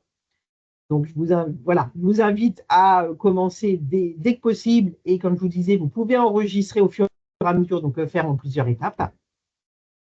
La date limite de transmission, c'est au 30 septembre, puisque pour les collectivités qui sont rattachées au centre de gestion, le CST est fixé à fin novembre, donc le comité social territorial. Donc, on présentera du coup les données, parce que c'est obligatoire, on présentera les données, le RSU pour les collectivités rattachées au CST lors de cette séance de fin novembre. Il faut qu'on transmette en amont les données au CST pour qu'ils puissent les regarder, ce qui fait que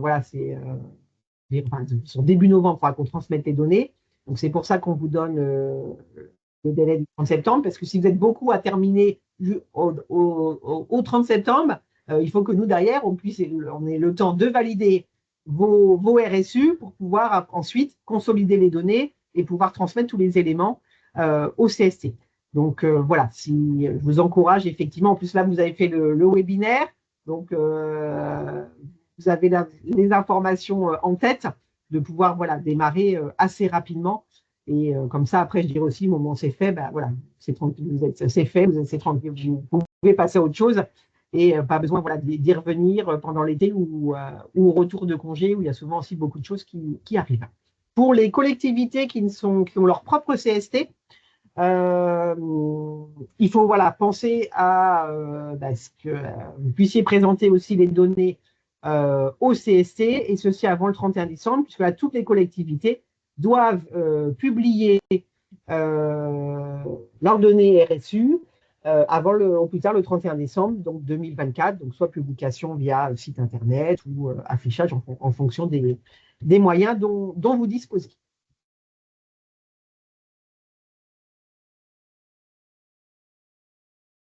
Est-ce qu'on arrive à la fin du coup? Je crois que j'ai tenu le timing annoncé, parce qu'on a encore un petit peu de temps pour pouvoir échanger. Si vous avez des questions, soit si vous voulez prendre la parole, vous levez la main, ou par le chat, pour qu'on puisse répondre à vos questions.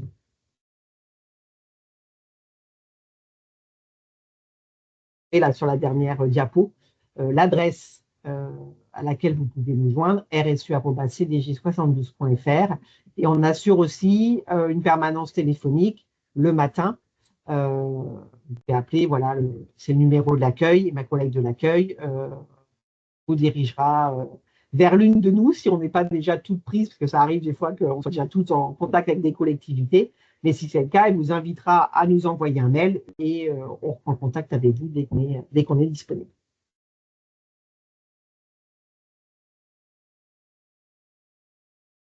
Pas de questions, Cécile ou Laïla? Non, a priori pas. Alors là, on a un message. Ouais. Est-ce que tu peux remettre les dates avec le tableau avec les dates, s'il te plaît, Alexandra? Le diaporama sera disponible sur notre site Également, ouais. également. Mm. Donc, vous pourrez retrouver les dates. Mais voilà, faites bien attention aux échéances parce que ça passe vite. Et voilà, je sais que vous n'avez pas que le RSU à faire.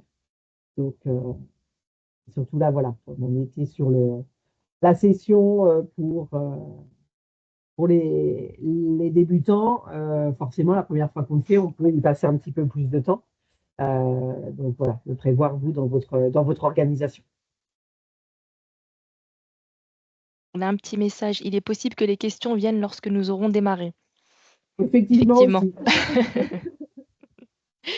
Voilà, n'hésitez pas. Vous pouvez, selon la question que vous avez, on va mettre le replay à disposition. Donc, soit regarder si vous dites ah, il y a eu la réponse, mais je ne me souviens plus.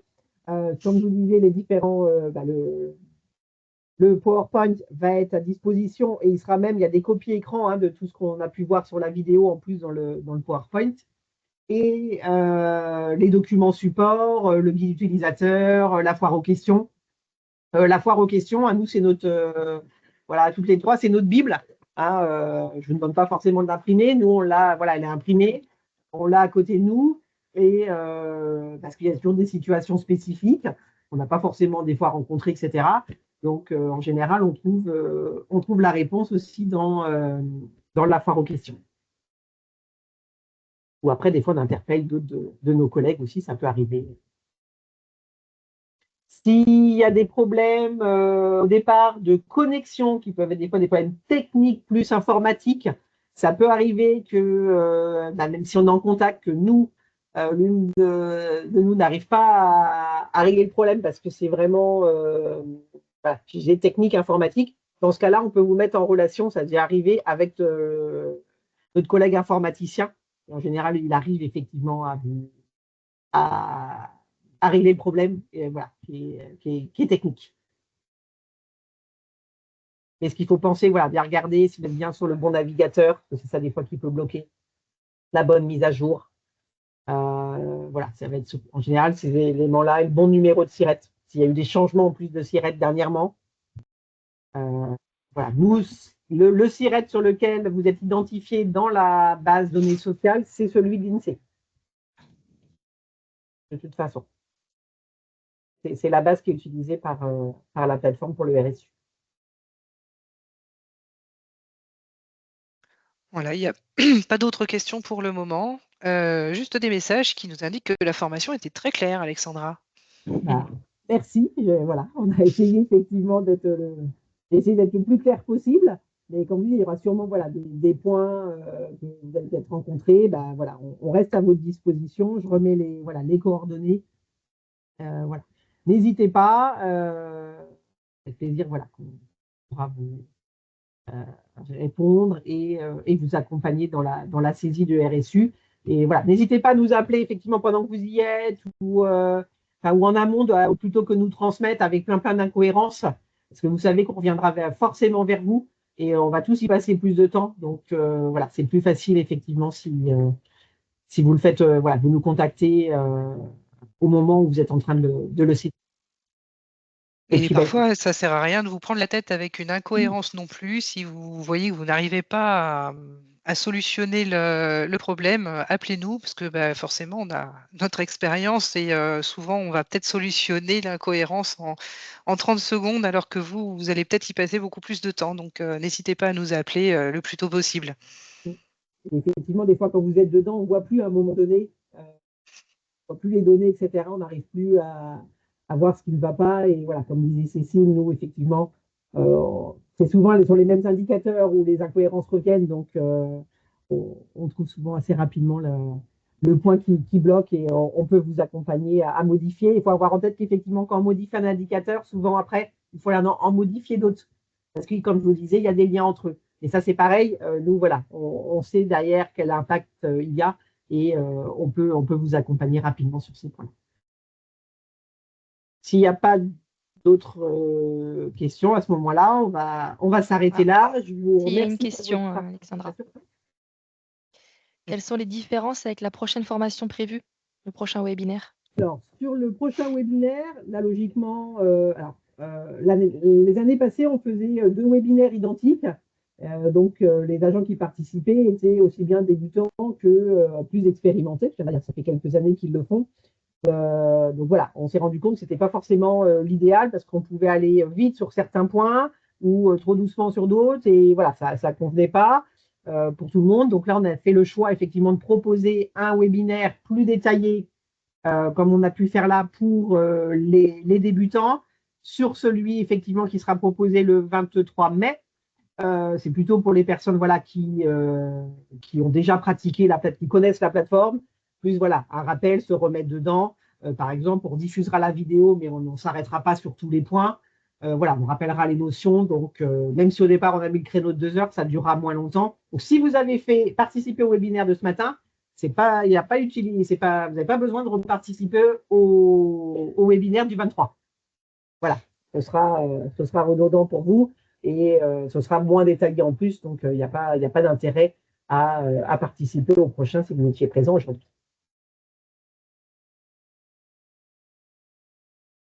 Voilà. Pas d'autres questions qui arrivent? Non, pas d'autres questions. Eh ben, je vous remercie voilà, pour votre participation. Bonne campagne RSU et puis on reste à votre disposition. Bonne journée à tous. Au revoir. Au revoir. Bonne journée. Au revoir. Bonne journée.